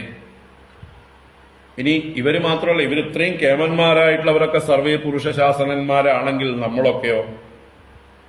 അതും ചിന്തിക്കണം. ഈ ലോകത്തിലുള്ള സകലരും ഈശ്വരന്റെ ശാസനയിലാണ്. ഈശ്വരനാണ് നമ്മളെ നമ്മുടെ റോളും തന്ന് ഇവിടേക്ക് അയച്ചിരിക്കുന്നത്. നമ്മളും ഈ വലിയൊരു ധർമ്മ വ്യവസ്ഥയില് നട്ടും ബോൾട്ടും സ്ക്രൂവും ഒക്കെയാണ്. ഈ പ്രപഞ്ചമാകുന്ന വലിയൊരു മെഷീനറിയില് നമുക്ക് നമ്മുടേതായിട്ടുള്ള സ്ഥാനമുണ്ട്. ആ സ്ഥാനം നമ്മൾ ഐഡന്റിഫൈ ചെയ്യുക. ഞാൻ എവിടുത്തെ നട്ടാണ്, ഞാൻ എവിടുത്തെ ബോൾട്ടാണ്, ഞാൻ എവിടുത്തെ സ്ക്രൂ ആണ്. ഒരു നട്ടും ബോൾട്ടിനും പ്രാധാന്യമുണ്ട്. അതൊന്ന് അഴിഞ്ഞു പോയാൽ വലിയ യന്ത്രം തകരാറിലാവും. എല്ലാ നട്ടും എല്ലാ ബോൾട്ടുകളും പ്രോപ്പറായിരിക്കുമ്പോഴേ യന്ത്രം തകരാറ് കൂടാതെ പ്രവർത്തിക്കുള്ളൂ. അപ്പൊ ഈ പ്രപഞ്ചമാകുന്ന യന്ത്രം അത് പ്രവർത്തിക്കുമ്പോൾ അതിൽ നമ്മൾ ഓരോരുത്തരും പുരുഷശാസനാഹ, വയമപി പുരുഷശാസനാഹ എന്ന് നമ്മൾ ഇവിടെ കൂട്ടി വായിക്കണം. അല്ലാതെ ഇവിടെ ഒരിക്കുന്ന ഏതോ ആളുകൾ നമ്മൾ കണ്ടിട്ടില്ലാത്ത കേട്ടിട്ടില്ലാത്ത മനുവും മനുപുത്രന്മാരും മുനികളും ഇന്ദ്രന്മാരും സുരഗണങ്ങളുമൊക്കെ പുരുഷശാസനന്മാരാണ് അത്രേ. അങ്ങനെ ഭാഗവതത്തിൽ പറഞ്ഞിരിക്കുന്നു. അതിനിപ്പോ നമുക്കെന്ത് കാര്യം, അല്ലേ? അങ്ങനെയല്ല കാണേണ്ടത്. അതൊരു വ്യവസ്ഥയാണ്. ഈ പറയുന്നതൊക്കെ ഓരോ വ്യവസ്ഥയാണ്, ഓരോ സ്ഥാനമാണ്. ധർമ്മപരിപാലനത്തിനായിട്ടുള്ള ഭഗവാന്റെ ശക്തികളാണ് ഇവർ ഓരോരുത്തരും. നമ്മളും ഓരോരുത്തരും ഓരോ സ്ഥലത്തേക്ക് ഡെപ്യൂട്ട് ചെയ്യപ്പെട്ടിട്ടുള്ളവരാണ്. നമുക്ക് നമ്മുടേതായിട്ടുള്ള സ്ഥാനമുണ്ട്, റോളുണ്ട്, ഉത്തരവാദിത്വമുണ്ട്. നമ്മൾ അറിയണം നമ്മൾ ഭഗവാന്റെ ദാസനാണ്. പുരുഷശാസനാഹ. അതുകൊണ്ട് നിമിത്തമാത്രം ഭവ. നമ്മൾ ഓരോരുത്തരും ഭഗവാന്റെ ഉപകരണങ്ങളായി, ഭഗവാന്റെ കൈകളായി, ഭഗവാന്റെ കാലുകളായി, ഭഗവാന്റെ കണ്ണും കാതുമായി നമ്മൾ ഓരോരുത്തരും പ്രവർത്തിക്കേണ്ടതാണ്. സർവേ പുരുഷശാസനാഹ. യജ്ഞാദയോ യാഃ കദിതാഃ പൗരുഷ്യസ്തനവോ നൃപ മന്വാദയോ ജഗദ്യാത്രാം നയന്ത്യാഭിഃ പ്രചോദിതാഃ. യജ്ഞാദയോ യാഃ കദിതാഃ പൗരുഷ്യസ്തനവോ നൃപ മന്വാദയോ ജഗദ്യാത്രാം നയന്ത്യാഭിഃ പ്രചോദിതാഃ. യജ്ഞാദയഃ യാഃ കദിതാഃ പൗരുഷ്യഃ തനവഃ നൃപ. ഹേ നൃപ, അല്ലയോ മഹാരാജാവേ, യാ പൗരുഷ്യഃ തനവഃ കദിതാഃ. യാ ഏവകളാണോ, യാവകളാണോ, പൗരുഷ്യഃ തനവഃ. പൗരുഷ്യഃ എന്ന് പറഞ്ഞാൽ പുരുഷസ്യ, പുരുഷനോട് ബന്ധപ്പെട്ടത്. പുരുഷസ്യ ഇദം ഇതി പൗരുഷ്യ. തനവഃ മൂർത്തയഃ. അപ്പൊ പുരുഷസ്യ മൂർത്തയഃ, ഈശ്വരസ്യ മൂർത്തയഃ, വിരാട് പുരുഷസ്യ മൂർത്തയഃ കഥിതാഹ പറയപ്പെട്ടു. ആരാണ്? യജ്ഞാദയഃ, യജ്ഞൻ മുതലായവർ. അവിടെ യജ്ഞശബ്ദത്തിന് അവതാരമൂർത്തിയായ യജ്ഞൻ എന്നർത്ഥം, അല്ലാതെ മറ്റേ വൈദിക യജ്ഞം എന്നുള്ള അർത്ഥത്തിലല്ല. യജ്ഞൻ മുതലായവർ. ആദ്യത്തെ സ്വയംഭൂ മന്വന്തരത്തിൽ ഭഗവാന്റെ അവതാര പേരായിരുന്നു യജ്ഞൻ. അപ്പൊ യജ്ഞാദയഃ എന്ന് പറഞ്ഞാല് ഈ 14 മന്വന്തരങ്ങളിലും ഭഗവാന്റെ അവതാരങ്ങൾ യജ്ഞൻ, വിഭു, സത്യസേനൻ, ഹരി, വൈകുണ്ഠൻ, അജിതൻ, വാമനൻ, സാർവഭൗമൻ, ഋഷഭൻ, വിശ്വക്സേനൻ, ധർമ്മസേതു, സുധാമ, യോഗേശ്വരൻ, ബൃഹദ്ബാനു. ഇത്രയും അവതാരങ്ങൾ 14 മന്വന്തരങ്ങളിലെ 14 അവതാരങ്ങൾ. അതാണ് ഇവിടെ യാ കഥിതാഹ. അപ്പൊ യജ്ഞാദയഃ കഥിതാഹ പൗരുഷ്യഃ തനവോ നൃപ. അതുപോലെ മന്വാദയോ, മനു, മനുപുത്രൻ, മനുപുത്രന്മാര്, ദേവന്മാര്, ഇന്ദ്രൻ, സപ്തർഷികള് എന്നുള്ളതിന്റെ അർത്ഥത്തിലാണ് മന്വാദയ. മനു മുതലായവരും ജഗദ്യാത്രാം നയന്തി. എങ്ങനെ? ആഭിഹി പ്രചോദിതാഹ. ആഭിഹി, ആഭിഹി എന്ന് പറഞ്ഞാൽ ഇവിടെ തനവഹ എന്നുള്ളത് സ്ത്രീലിംഗ ശബ്ദമാണ്, തനുക്കൾ എന്നുള്ളത്. അതുകൊണ്ട് ഇവിടെ ആഭിഹി എന്ന് പറഞ്ഞു. ആഭിഹി എന്ന് പറഞ്ഞാൽ ഇവകളാൽ എന്നാണ് അർത്ഥം. ഈ മൂർത്തികളാൽ എന്നർത്ഥം. തനുക്കളാൽ, ഈ മൂർത്തികളാൽ. അപ്പൊ ആഭിഹി പ്രചോദിതാഹ, ഇവരാൽ പ്രചോദിതരായിട്ട്, ഇവരാൽ പ്രേരിതരായിട്ട് ജഗദ്യാത്രാം നയന്തി, ഈ ജഗത്തിന്റെ വ്യവസ്ഥയെ, ഭരണത്തെ നയിക്കുന്നു. യാത്ര എന്ന് പറഞ്ഞാൽ സ്ഥിതിയാണ്, നിലനിൽപ്പാണ്. അപ്പൊ അതിനെ നയിക്കുന്നു, ആ വ്യവസ്ഥയെ, ഭരണവ്യവസ്ഥയെ അവർ ചലിപ്പിക്കുന്നു. അപ്പൊ ആരാണ് പുറകില്? ആഭിഹി പ്രചോദിതാഹ. ആഭിഹി എന്ന് പറഞ്ഞാൽ ഈ യജ്ഞാദയഃ തനവഃ, യജ്ഞാദി മൂർത്തികളാൽ, ഭഗവാന്റെ അവതാരമൂർത്തികളാൽ പ്രേരിതരായിട്ട് മനു ആദി ബാക്കിയുള്ള 5 കൂട്ടരും, മനു, മനുപുത്രന്മാർ, ഇന്ദ്രന്മാർ, ദേവന്മാർ, സപ്തർഷികൾ, ആ ഗ്രൂപ്പുകളൊക്കെ തന്നെ പുറകിലൊരാൾ അവരെ നിയന്ത്രിക്കാനുണ്ട്, ഡിക്റ്റേറ്റ് ചെയ്യാനുണ്ട്. അവരാൽ പ്രേരിതരായിട്ട്, അവരുടെ സഹായത്തോടെ, അവരുടെ നിർദ്ദേശങ്ങൾക്കനുസരിച്ച്, തങ്ങൾക്ക് ബോസ് ഉണ്ട് എന്നുള്ള വിചാരത്തോടെ, അല്ലേ? അവരുടെയൊക്കെ ബോസായിട്ടാണ് ഇവിടെ യജ്ഞാദി 14 അവതാരങ്ങൾ. അപ്പൊ അങ്ങനെ നയിക്കുന്നു.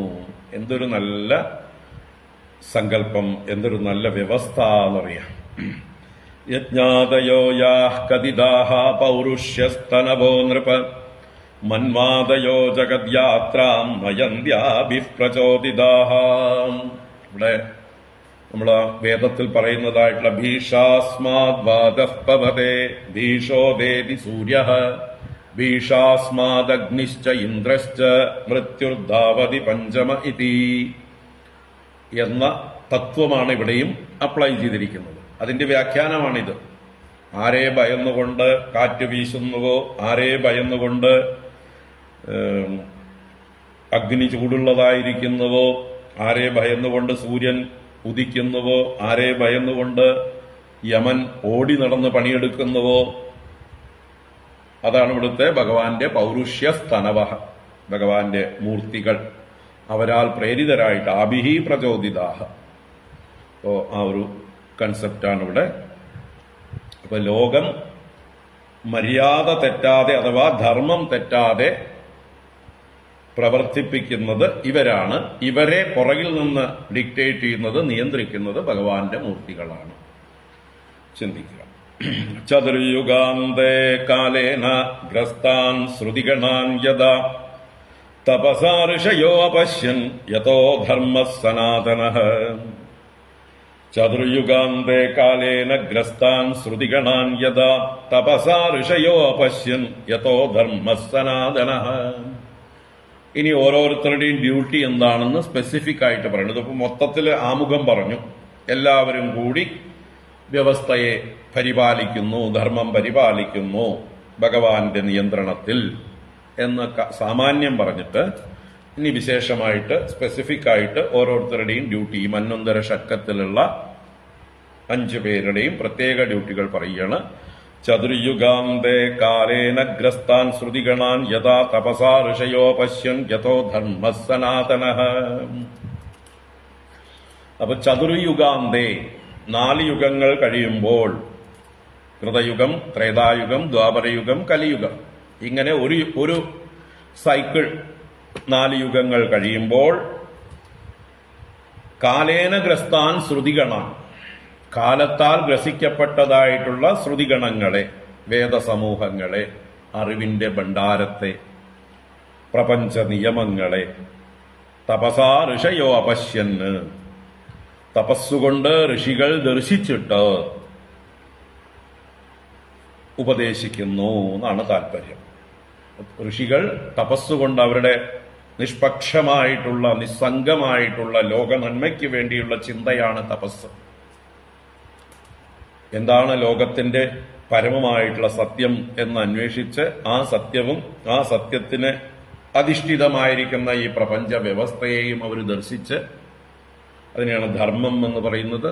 ആ ധർമ്മം എന്താണെന്ന് ലോകത്തിന് വെളിവാക്കി കൊടുക്കുന്നു വേദങ്ങളിലൂടെ. അപ്പൊ കാലം കൊണ്ട് ഈ വേദങ്ങളൊക്കെ നഷ്ടപ്പെട്ടു പോകും. സകാലേനേഹ മഹതാ യോഗോ നഷ്ടഃ പരന്തപ. അല്ലേ? ഇപ്പൊ നമ്മുടെ 1947 സ്വാതന്ത്ര്യം കിട്ടിയപ്പോൾ ഭാരതത്തിനൊരു ഭരണഘടന ഉണ്ടാക്കി.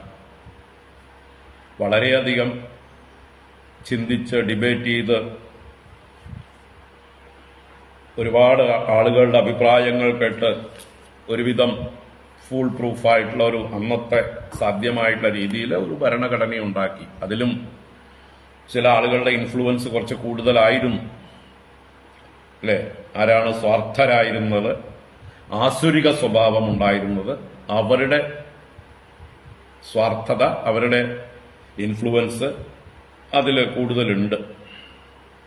അതിനെതിരായിട്ട് ശബ്ദിച്ചവരുടെ ശബ്ദങ്ങളെയൊക്കെ നിശബ്ദമാക്കിക്കൊണ്ടാണ് അവർ പ്രവർത്തിച്ചിട്ടുള്ളത്. അതിനുശേഷം അടിക്കടി അമെൻഡ്മെന്റുകൾ വന്നിട്ടുണ്ട്. പലതവണ ഇതിൽ അമെൻഡ്മെന്റുകൾ ഉണ്ടാക്കി. അതൊക്കെ സ്വാർത്ഥത കൊണ്ടുണ്ടായിട്ടുള്ളതാണ് പലതും. ഈ പറഞ്ഞ ഇതിനെ ന്യൂട്രലൈസ് ചെയ്യാൻ വേണ്ടി, ഈ വളരെ ശക്തമായിട്ടുള്ള പല വ്യവസ്ഥകളെയും നിയമങ്ങളെയും വെള്ളം ചേർക്കാൻ വേണ്ടി കാലാകാലങ്ങളിൽ ഓരോരുത്തരുടെയും താല്പര്യത്തിനനുസരിച്ച് അതിൽ അമെൻഡ്മെന്റുകൾ കൊണ്ടുവന്നിട്ടുണ്ട്. അങ്ങനെയാണ് ആരംഭത്തിൽ സെക്കുലർ അല്ലാതിരുന്ന ഭാരതീയ ഭരണഘടന ഇന്ദിരാഗാന്ധിയുടെ അടിയന്തരാവസ്ഥ കാലത്ത് അത് സെക്കുലറാക്കി മാറ്റിയത്. അടിയന്തരാവസ്ഥ കാലത്താണ് ഇതിൽ സെക്കുലറിസം എന്നുള്ള ഒരു പദം പ്രയോഗിച്ചത് തന്നെ.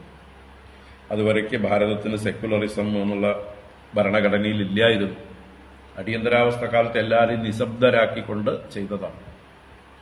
അതുപോലെ ഒരുപാട് കാര്യങ്ങൾ, ഹിന്ദുക്കൾക്ക് വിരുദ്ധമായിട്ടുള്ള ഒരുപാട് കാര്യങ്ങൾ, അതിന്റെയൊക്കെ പുറകിൽ നെഹ്റുവാണ്. ഹൈന്ദവ വിരുദ്ധത നെഹ്റുവിന്റെ രക്തത്തിലുള്ളതാണ്. അദ്ദേഹം ബൈ ബർത്ത് മുസ്ലിമാണ്, ഇസ്ലാമാണ്.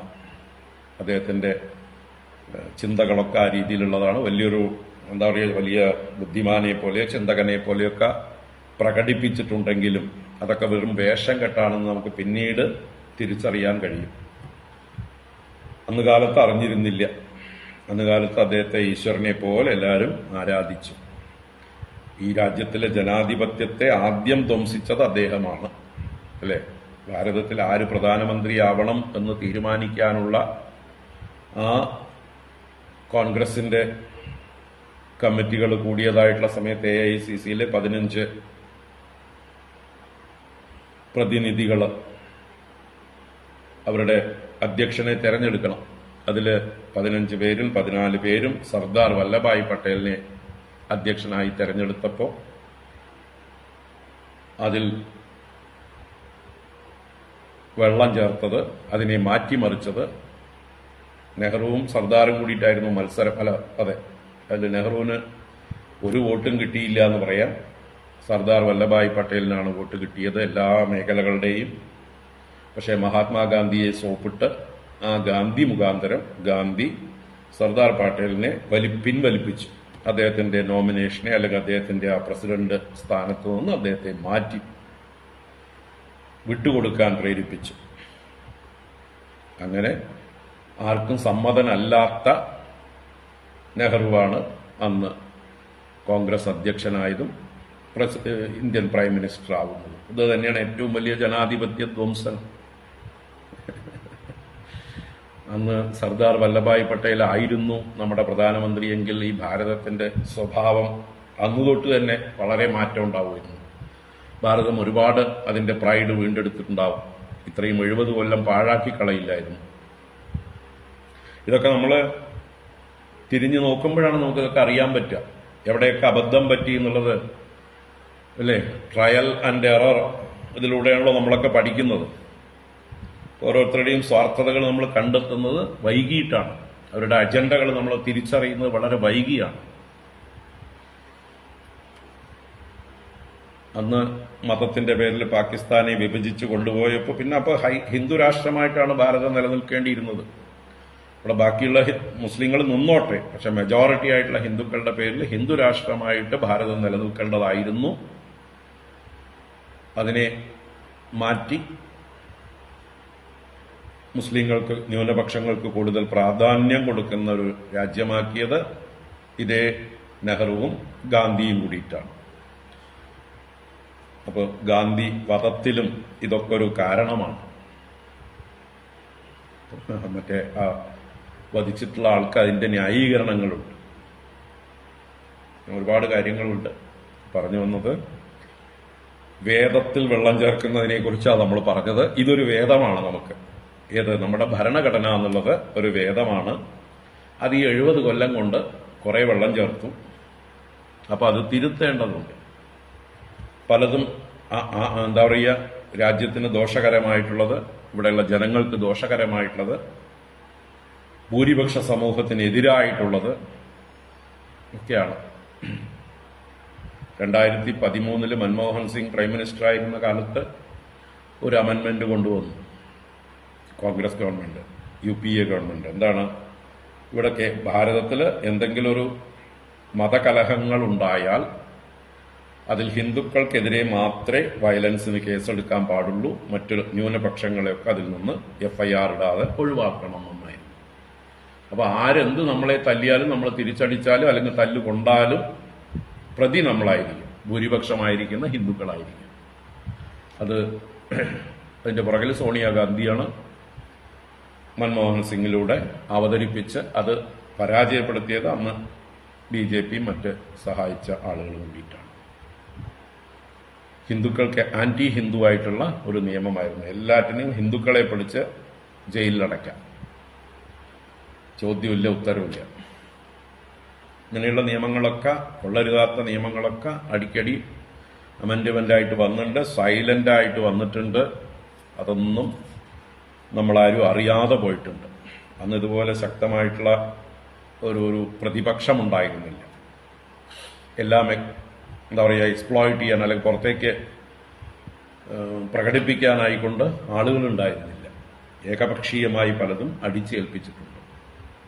അപ്പൊ ഇതൊക്കെ തെറ്റാണ്, തിരുത്തേണ്ടതുണ്ട് പലതും. അതിനാണ് എന്താ പറയുക, ഇപ്രാവശ്യം നല്ലൊരു മെജോറിറ്റി കിട്ടണമെന്ന് അവരാഗ്രഹിക്കുന്നത്, ഭരിക്കാൻ പോകുന്നവർ ആഗ്രഹിക്കുന്നത് ഈ പ്രാവശ്യം 400-ലധികം ഭൂരിപക്ഷം എന്ന് ആഗ്രഹിക്കുന്നത് ഇതുപോലെയുള്ളതായിട്ടുള്ള ഭരണഘടനയിൽ വന്നു ചേർന്നിട്ടുള്ള അഴുക്കുകളൊക്കെ ദൂരീകരിക്കാൻ വേണ്ടിയിട്ടാണ്. അതിനെ ഭാരതീയരായിട്ടുള്ള എല്ലാ പൗരന്മാർക്കും തുല്യ അവകാശത്തോടുകൂടി എല്ലാവർക്കും നന്മയ്ക്ക് വേണ്ടി അതിനെ അവതരിപ്പിക്കാൻ വേണ്ടിയിട്ടാണ്. നമ്മളൊക്കെ ചിന്തിക്കേണ്ടതാണ്, നമ്മളൊക്കെ അറിഞ്ഞിരിക്കേണ്ടതാണ്, അല്ലെങ്കിൽ നമ്മൾ വഞ്ചിതരാണ്. അപ്പോ ചതുർയുഗാന്തേ കാലേന ഗ്രസ്താൻ ശ്രുതിഗണാൻ യഥാ തപസാ ഋഷയോപശ്യൻ യഥോ ധർമ്മ സനാതന യതഃ സനാതന ധർമ്മ. യാതൊന്നിനാലാണോ സനാതനധർമ്മം നിലനിൽക്കുന്നത്?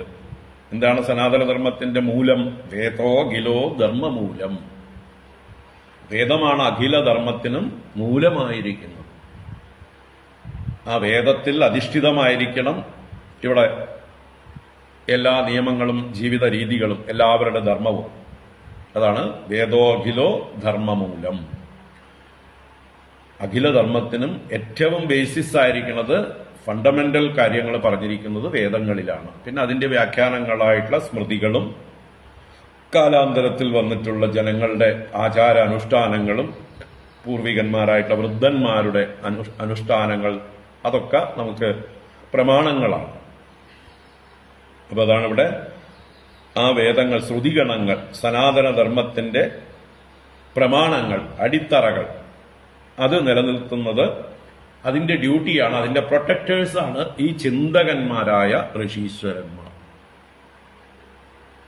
ഈ സപ്തർഷികളുടെ പണി അതാണ്.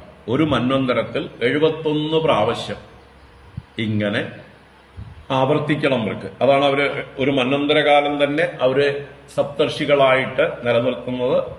അതുകൊണ്ടാണ് ഓരോ ചതുർയുഗവും കഴിയുമ്പോൾ, അപ്പൊ 71 ചതുർയുഗങ്ങളുണ്ട്.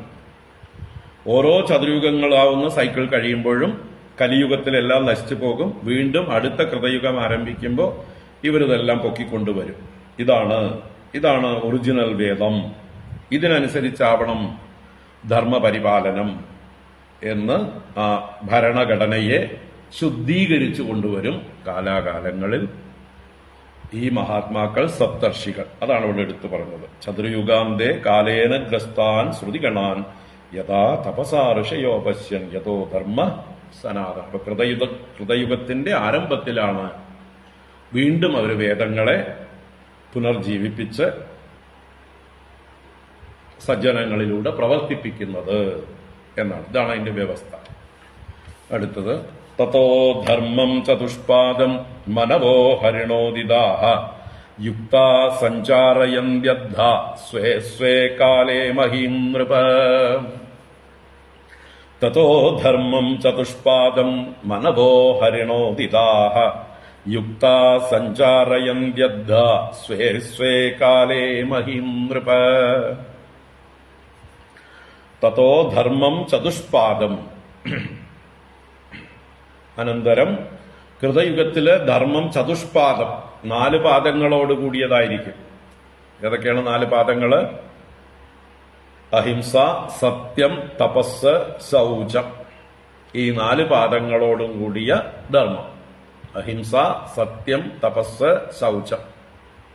ഇതിലൊക്കെ കാലാകാലങ്ങളിൽ പിന്നീട് വെള്ളം ചേർത്ത് ത്രേതായുഗത്തിലാവുമ്പോഴേക്കും ഇതില് 75% ഉണ്ടാവുള്ളൂ. ദ്വാപരയുഗമാകുമ്പോഴേക്കും 50% ആയിട്ട് മാറും, വെള്ളം ചേരും. കലിയുഗത്തില് 25% ആയിട്ട് കുറയും. കലിയുഗ അവസാനമാകുമ്പോഴേക്കും മുഴുവൻ വെള്ളവും. വീണ്ടും അതിനെ ശുദ്ധീകരിച്ച് കൃതയുഗത്തില് ചതുഷ്പാദമായിരിക്കുന്ന, പൂർണ്ണമായിരിക്കുന്ന ധർമ്മത്തെ അവതരിപ്പിക്കും. അപ്പൊ ഇങ്ങനെ കാലാകാലങ്ങളിൽ ഈ ധർമ്മത്തിന്റെ എന്താ പറയുക, നവീകരണം, റിനോവേഷൻ, അത് നടക്കും.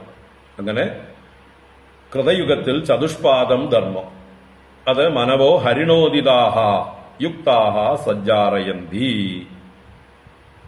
ഹരിണോദിതാഹ മനവഹ, ഹരിണ ഉദിതാഹ, ഭഗവാനാൽ ഉപദേശിക്കപ്പെട്ടവരായ, നിയന്ത്രിക്കപ്പെട്ടവരായ മനുക്കൾ, ഭഗവാന്റെ ഉപദേശത്തോടുകൂടിയവരായ മനുക്കൾ യുക്താഹ നല്ല ഇന്ദ്രിയ നിയന്ത്രണം, മനോനിയന്ത്രണം വേണ്ട ആ ഒരു ഡിസിപ്ലിനോട് കൂടിയവരായിട്ട്, സ്വാർത്ഥതയില്ലാതെ അദ്ധാ സഞ്ചാരയന്തി. അദ്ധാ എന്നുള്ളത് നല്ലതുപോലെ അതിനെ സമ്യക് ചരിപ്പിക്കുന്നു, ധർമ്മത്തെ ചരിപ്പിക്കുന്നു. എപ്പോ സ്വേ സ്വേ കാലേ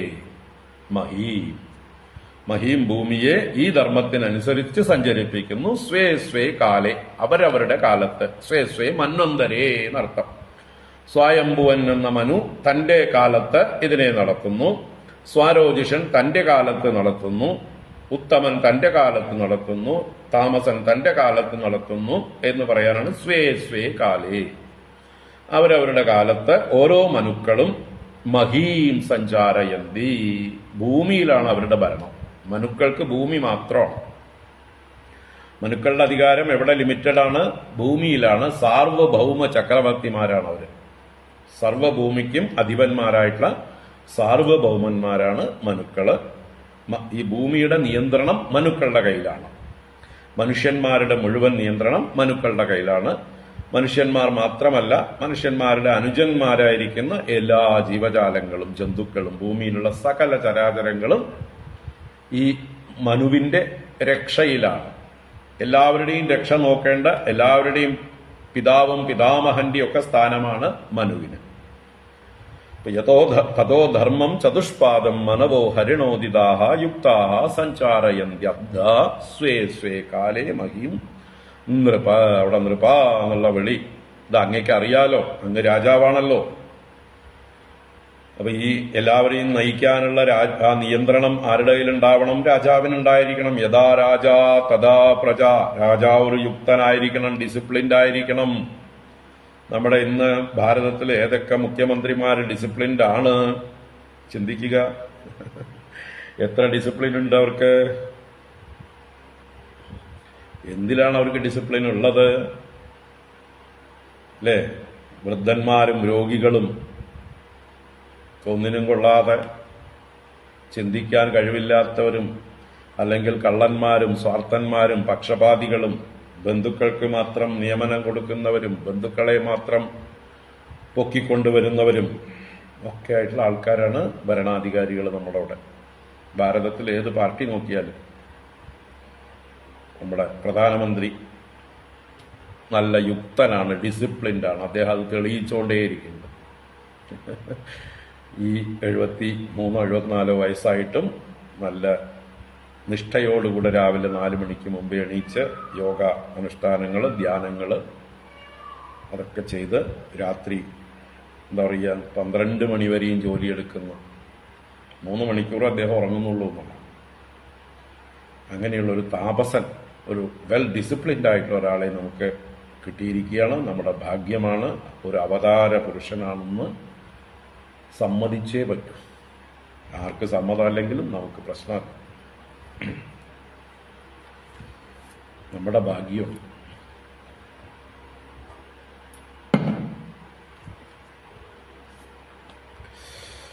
തതോ ധർമ്മം ചതുഷ്പാദം മനവോ ഹരിണോദിതാഹ യുക്താ സഞ്ചാരയന്ത്യബ്ധാ സ്വേ സ്വേ കാലേ മഹീം നൃപ പാലയന്തി പ്രജാപാല യാവദന്തം വിഭാഗശഃ യജ്ഞഭാഗഭുജോ ദേവാ യേ ച തത്രാന്വിതാശ്ച തൈഃ. പാലയന്തി പ്രജാപാല യാവദന്തം വിഭാഗശഃ യജ്ഞഭാഗഭുജോ ദേവാ യേ ച തത്രാന്വിതാശ്ച തൈഃ.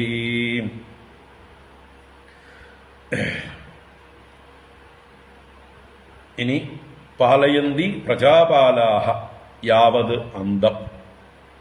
യാവത് അന്തം എന്ന് പറഞ്ഞാൽ അവസാനം വരെ, മന്വന്തര അവസാനം വരെ എന്നർത്ഥം. ഓരോ മന്വന്തരത്തിന്റെയും അന്തം വരെ, അവസാനം വരെ ആ പ്രജാപാലാഹ, പ്രജാപാലകന്മാരായിട്ടുള്ള മനുപുത്രന്മാരും ദേവന്മാര് എല്ലാവരും കൂടിയിട്ട് യജ്ഞഭാഗഭുജ, മനുഷ്യർ സമർപ്പിക്കുന്ന യജ്ഞഭാഗം ഭുജിക്കുന്നവർ. മനുഷ്യർ ടാക്സ് അടയ്ക്കുന്നത് അല്ലെ, ഭരണാധികാരികൾക്ക് അവരുടെ ആവശ്യങ്ങൾക്ക് ഉപയോഗിക്കാവുന്നതാണ്. നമ്മളിപ്പോ ഇവിടുത്തെ വ്യവസ്ഥയിൽ നമ്മൾ ടാക്സ് അടയ്ക്കുന്നു. ആ ടാക്സ് കൊണ്ട് അവർക്ക് ആവശ്യങ്ങൾ നിറവേറ്റേണ്ടതാണ്. അവർക്ക് വേറെ വരുമാന മാർഗമില്ല. നമുക്ക് വേണ്ടി സേവനം ചെയ്യുന്ന ഭരണാധികാരികളെ അവർക്ക് വേണ്ട അവരുടെ വെൽബീയിങ് നോക്കേണ്ടത് നമ്മുടെ ചുമതലയാണ്. പക്ഷെ ഇന്നത്തെ നമ്മുടെ ഭരണത്തിൽ എന്താ നടന്നുകൊണ്ടിരിക്കുന്നത്? അവരുടെ എല്ലാ കാര്യങ്ങളും കൊള്ളയടിച്ച് ദൂർത്തടിച്ച് നടക്കുന്നുണ്ട്. നമ്മുടെ കാര്യം കട്ടപ്പുക. നമ്മുടെ നികുതിയൊക്കെ എത്രയാണ് ഇരട്ടി വർദ്ധിപ്പിച്ചിരിക്കുന്നത് ഈ ഏപ്രിൽ 1 തൊട്ട് എന്നുള്ളത് അടയ്ക്കാൻ പോകുമ്പോഴേ നിങ്ങളൊക്കെ അറിയാൻ പോകുന്നുള്ളൂ. വീട്ടുനികുതി, ഭൂനികുതി, വാട്ടർ ടാക്സ്, ഇലക്ട്രിസിറ്റി, വാഹനങ്ങൾ വാങ്ങിക്കാൻ പോകുമ്പോൾ, ഭൂമി വാങ്ങിക്കാൻ പോകുമ്പോൾ ഉള്ള ആധാര ഫീസ്, കെട്ടിടം കെട്ടാൻ പോകുമ്പോൾ അതിന്റെ പെർമിഷൻ ഫീസ്, ഇങ്ങനെ ഓരോന്നും 2000 ഇരട്ടിയൊക്കെ വർദ്ധിപ്പിച്ചിട്ടുണ്ട് ചില ഐറ്റംസ്. 10 ഇരട്ടിയോ 100 ഇരട്ടിയോ അല്ല, 1000 ഇരട്ടി 2000 ഇരട്ടി വരെയൊക്കെ പലതും വർദ്ധിപ്പിച്ചിട്ടുണ്ട്. നമ്മൾ അടയ്ക്കാൻ പോകുമ്പോഴേ വേണ്ടി വരുമ്പോഴേ അറിയുള്ളൂ. അതുവരെ നമ്മളാരും അറിയില്ല. പഞ്ചായത്തിലും വില്ലേജിലും മുനിസിപ്പാലിറ്റിയിലും കോർപ്പറേഷനിലും സബ് രജിസ്ട്രാർ ഓഫീസിലും മോട്ടോർ വെഹിക്കിൾ ഡിപ്പാർട്ട്മെന്റിലും ഒക്കെ ഓരോ കാര്യങ്ങൾക്ക് പോകുമ്പോൾ അറിയാം. ആവശ്യം വരുമ്പോൾ അറിയാം. ഇലക്ട്രിസിറ്റി ബില്ല് വരുമ്പോൾ അറിയാം, വാട്ടർ ബില്ല് വരുമ്പോൾ അറിയാം. ഇനിയിപ്പോൾ ഓക്സിജനും ചാർജ് ചെയ്യാൻ തുടങ്ങും. ഈ കേരളത്തിലെ പ്രത്യേകമായിട്ടുള്ളതാണ് പറയുന്നത്. മറ്റ് സംസ്ഥാനങ്ങളെക്കാൾ കേരളത്തില് പെട്രോളിന്റെ വില തന്നെ 10 രൂപയിലധികം വ്യത്യാസമുണ്ട്. ഏറ്റവും കൂടുതലുള്ളതിന്റെ 2ാം സ്ഥാനത്തുള്ളവരെക്കാൾ 10 രൂപ കൂടുതലാണ് കേരളത്തിൽ. ഏറ്റവും കുറവ് നോക്കുകയാണെങ്കിൽ 15 രൂപയിലധികം കുറവുണ്ട്. നമ്മുടെ മാഹിയിൽ തന്നെ, കേരളത്തിലുള്ള മാഹി അല്ലെ, അത് കേന്ദ്രഭരണ പ്രദേശം അല്ലെങ്കിൽ പോണ്ടിച്ചേരിയുടെ കീഴിലാണ്. അവിടെ 90 രൂപയ്ക്ക് പെട്രോൾ അടിക്കാം. ഇവിടെ തൊട്ടടുത്ത കേരളത്തില് തലശ്ശേരിയിലേക്ക് പോയാൽ 108 രൂപയ്ക്ക് അടിക്കാം. അപ്പൊ എത്രയാ വ്യത്യാസം? 18 രൂപ. അപ്പൊ ഇതേ ഭാരതത്തിലാണ്, ഇന്ത്യയിലാണ് 90 രൂപയ്ക്കും പെട്രോൾ അടിക്കാം, കേരളത്തിൽ 108നും അടിക്കാം. BJP ഭരിക്കുന്ന സംസ്ഥാനങ്ങളിലൊക്കെ 92, 93 ഇതാണ് റേഞ്ച്. UP-യിലാകട്ടെ മറ്റ് സംസ്ഥാനങ്ങളിലാകട്ടെ ഒക്കെ 93, 94 റേഞ്ച്. കേരളത്തിലാണ് ഏറ്റവും കൂടുതൽ. ഹിമാലയത്തില് കേദാർനാഥിൽ ഞാൻ പോയപ്പോൾ നോക്കിയിരുന്നു, ബദരീനാഥിൽ പോയപ്പോൾ നോക്കിയിരുന്നു, കേരളത്തേക്കാൾ 12 രൂപ കുറവാണ്. അത്രയും ഉയരത്തിൽ. അവിടേക്ക് പെട്രോൾ എത്തിക്കണമെങ്കിൽ വണ്ടിക്ക് ഫ്രൈറ്റ് എത്ര കൊടുക്കണം? കൂടുതലാണ് വേണ്ടത്. ഇവിടത്തേനേക്കാൾ എത്രയോ കൂടുതലാണ് വേണ്ടത്. ഇവിടെ റിഫൈനറികൾ തൊട്ടടുത്താണ് നമുക്ക്. ഇവിടുന്ന് വേണം അവിടേക്കൊക്കെ പോകാനായിട്ട് പലയിടത്തും. എന്നിട്ടും അവിടെ ഇവിടുത്തേനേക്കാൾ 12 രൂപ കുറവാണ്. അപ്പൊ നമ്മുടെ കേരളം എത്ര ദൂരത്തിലാണ് പോയിക്കൊണ്ടിരിക്കുന്നത്. ഇവർക്ക് ഈ MLA-മാർക്കും MP-മാർക്കും, അല്ലെങ്കിൽ MP-മാർക്ക് ലിമിറ്റ് ഉണ്ട്, MLA-മാർക്ക് ഈ ചെലവ്, അവരുടെ ചികിത്സാ ചെലവിന് ഒരു പരിധിയുമില്ല. ഒരു പരിധിയുമില്ല, ഒരു ലിമിറ്റില്ല. കോടികൾ വേണമെങ്കിൽ അവർക്ക് ബില്ല് എഴുതിയെടുക്കാം. അത് നടക്കുന്നുണ്ട്, കേരളത്തിൽ നടക്കുന്നുണ്ട്. കോടികളാണ് ചികിത്സാ ചെലവിന്റെ പേരിൽ എഴുതിയെടുക്കുന്നത്. നമ്മൾ കണ്ടതല്ലേ, കണ്ണടയ്ക്ക് 49,000, തോർത്തുമുണ്ട് വാങ്ങിയതിൽ 28,000, പൊറോട്ട വാങ്ങിച്ചതിന് അല്ലേ, അവർക്ക് ഹോസ്പിറ്റലിൽ കിടന്നപ്പോ ഭക്ഷണം വാങ്ങിച്ചതിന് എത്രയോ ലക്ഷങ്ങളും. ഇങ്ങനെയൊക്കെ കാണാം നമുക്ക്. ആയുർവേദ മസാജും ചികിത്സയും ഒക്കെ ദൂരത്തായിട്ട് അവർ ചെയ്യുന്നുണ്ട്. അപ്പൊ അവർക്ക് യാതൊരു ലിമിറ്റും ഇല്ല. പക്ഷെ ഇവിടുത്തെ ആശുപത്രികൾ, അവിടെ പോയാൽ ജനറൽ ഹോസ്പിറ്റലിലൊക്കെ നമ്മൾ പോയാൽ പാവങ്ങൾക്ക് കിടക്കാൻ കട്ടിൽ പോലും ഇല്ല. ഒരു കട്ടിലിൽ 3 ആള് കിടക്കുന്നുണ്ടാവും. ഒരു മറ്റേ സ്റ്റാൻഡില് 3 ഡ്രിപ്പ് കയറ്റിയിട്ടുണ്ടാവും. ഓക്സിജൻ ഒരാൾക്ക് കൊടുക്കണമെങ്കിൽ വേറൊരാളുടെ നിന്ന് എടുത്തിട്ട് വേണ്ടി വരും കൊടുക്കാൻ. ICU ഒഴിഞ്ഞിട്ട് വേണം വേറൊരാളെ അതിലേക്ക് കയറ്റാൻ. അതൊക്കെ വളരെ ദുരിതമാണ്. ഒരു മരുന്നും അവിടുത്തെ ഫാർമസിയിൽ കിട്ടില്ല, പുറത്തു പോയി വാങ്ങിക്കേണ്ടി വരും. മെഷീനുകളൊക്കെ വാങ്ങിച്ചിട്ടുണ്ടാവും കമ്മീഷൻ മേടിക്കാൻ, എല്ലാം കേടുവരുത്തിയിട്ടുണ്ടാവും. പുറത്ത് അടുത്ത് തന്നെ കമ്മീഷൻ മേടിച്ച് ഡോക്ടർമാര് പ്രൈവറ്റ് സ്കാനിങ് സെന്റേഴ്സും എല്ലാം ഉണ്ടാവും ധാരാളം. അപ്പൊ ഇതൊന്നും നോക്കാനൊന്നും അവർക്ക് സമയമില്ല. ജനങ്ങളുടെ ആരോഗ്യം അവർക്ക് പ്രശ്നമേ അല്ല, സ്വന്തം സുഖം. പറഞ്ഞു വന്നത് നമ്മൾ ടാക്സ് കൊടുക്കുന്നത് അവർക്ക് വേണം.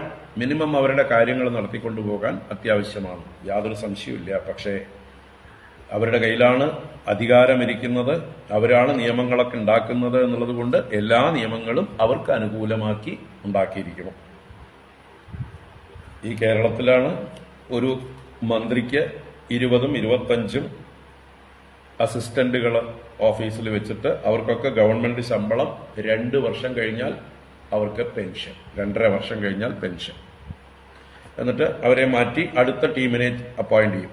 ഇവരെ എക്സ്പീരിയൻസ് ആയി എന്നാൽ പിന്നെ അവരെ തന്നെ ഉപയോഗിക്കുക എന്നല്ല, അവരെ ഉടനെ മാറ്റും. കാരണം അടുത്ത ആൾക്കാർ വെയിറ്റിംഗ് ആണ്, ഇവരുടെ പാർട്ടിക്കാർ, ഇവരുടെ ബന്ധുക്കൾ, ഡ്രൈവറായിട്ടും കുക്കായിട്ടും സെക്യൂരിറ്റി ആയിട്ടും തൊഴുത്തു നോക്കാനായിട്ടും മസാജ് ചെയ്ത് കൊടുക്കാനായിട്ടും മറ്റ് പലതരത്തിലുള്ള സെക്രട്ടറി ആയിട്ടും പ്രസ് അഡ്വൈസറായും ലീഗൽ അഡ്വൈസറായും ഒരു 25 പേര് ഓരോ മന്ത്രിക്കും ഉണ്ടാവും. കാരണം അവൻ ഒരു വിവരവും ഇല്ലേ. അപ്പോൾ ഇവർ ഓരോരുത്തർക്കും ലക്ഷങ്ങൾ ശമ്പളം, ആയിരങ്ങൾ പെൻഷൻ 2.5 വർഷം കഴിയുമ്പോൾ. നമ്മുടെ പട്ടാളക്കാർ 15 വർഷം പട്ടാളത്തിൽ തണുപ്പത്ത് പോയി കിടന്നാലേ അവർക്ക് പെൻഷനുള്ളൂ. ഇവിടെ 2.5 വർഷം സുഖിച്ച് മന്ത്രിയുടെ കൂടെ മണിയടിച്ച് നടന്നവർക്ക് നമ്മുടെ ടാക്സ് പെൻഷൻ കൊടുക്കുന്നു. ഇതൊന്നും ന്യായമേ അല്ല, അധർമ്മം, വലിയ അന്യായം, കൊള്ളരുതായ്മ. ഇതൊക്കെ നമ്മൾ ചോദ്യം ചെയ്യണം. ഈ ഇലക്ഷൻ ആളുകൾ വോട്ട് ചോദിക്കാൻ വരുമ്പോൾ ചോദ്യം ചെയ്യും. ഇപ്പോൾ നല്ലോണം നടക്കേണ്ടത് കേരളത്തിലും തമിഴ്നാട്ടിലും ഒക്കെ ആളുകൾ ചോദ്യം ചെയ്യാൻ തുടങ്ങിയിട്ടുണ്ട്. മടുത്തിട്ട് ഇവരുടെ ധൂർത്തും കൊള്ളരുതായ്മകളും അവരുടെ അഴിമതികളും കണ്ട് മടുത്ത് ജനങ്ങൾ കണ്ണ് തുറക്കാൻ തുടങ്ങിയിട്ടുണ്ട്, ചോദ്യം ചെയ്യാൻ തുടങ്ങിയിട്ടുണ്ട്. ധൈര്യമായിട്ട് ചോദ്യം ചെയ്യാം, പഠിക്കട്ടെ, പേടിയുണ്ടാവട്ടെ, കഴുതകളാണെന്ന് വിചാരിക്കാതിരിക്കട്ടെ. നമ്മുടെ അടുത്തേക്കൊന്നും ആരും വരില്ല, ധൈര്യമില്ല, ഏത് പാർട്ടിക്കാരും വരില്ല. അപ്പോ തതോ പാലയന്തി പ്രജാപാല യാവദന്തം വിഭാഗസഃ യജ്ഞഭാഗഭുജോ ദേവ യേ ച തത്രാന്വിതാശ്ച തൈഃ.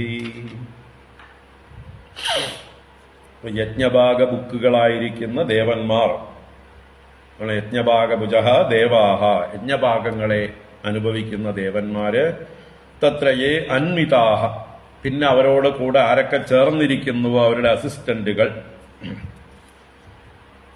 അവർക്ക് തൈഹി, അവരോട് കൂടെ പ്രജാപാലാഹ, പ്രജാപാലന്മാർ, ഭൂമിയിലുള്ള രാജാക്കന്മാരും മനുപുത്രന്മാരും എല്ലാവരും വിഭാഗശഃ, വിഭജിച്ച് ഓരോരുത്തരുടെയും അധികാരം വിഭജിച്ചിട്ടുണ്ട്. അതനുസരിച്ച് യാവദന്തം, മന്നൊന്തരം വരെ, പാലയന്തി, പരിപാലിക്കുന്നു, പരിപാലനം ചെയ്യുന്നു. നമുക്ക് ബാക്കി ചെറിയ അധ്യായമായിരുന്നെങ്കിലും കുറച്ച് കാര്യങ്ങൾ പറയാനുണ്ടായിരുന്നുകൊണ്ട് വൈകിപ്പോയി. ബാക്കിയുള്ളത് നമുക്ക് വൈകുന്നേരം കാണാം. വൈകുന്നേരം 5 മണിക്ക് ശേഷം കാണാം. നമുക്ക് നിർത്തുന്നു ഇപ്പോൾ. ഓം കായേന വാചാ മനസേന്ദ്രിയൈർവാ ബുദ്ധ്യാത്മനാ വാ പ്രകൃതേ സ്വഭാവാത് കരോമി യദ്യത് സകലം പരസ്മൈ നാരായണായേതി സമർപ്പയാമി. ഓം ശാന്തി ശാന്തി ശാന്തി. ഹരി ഓം. ശ്രീ ഗുരുഭ്യോ നമഃ. ഹരി ഓം. ഹരി ഓം. വൈകുന്നേരം ബാക്കിയുള്ളത് തുറന്നു കാണാം.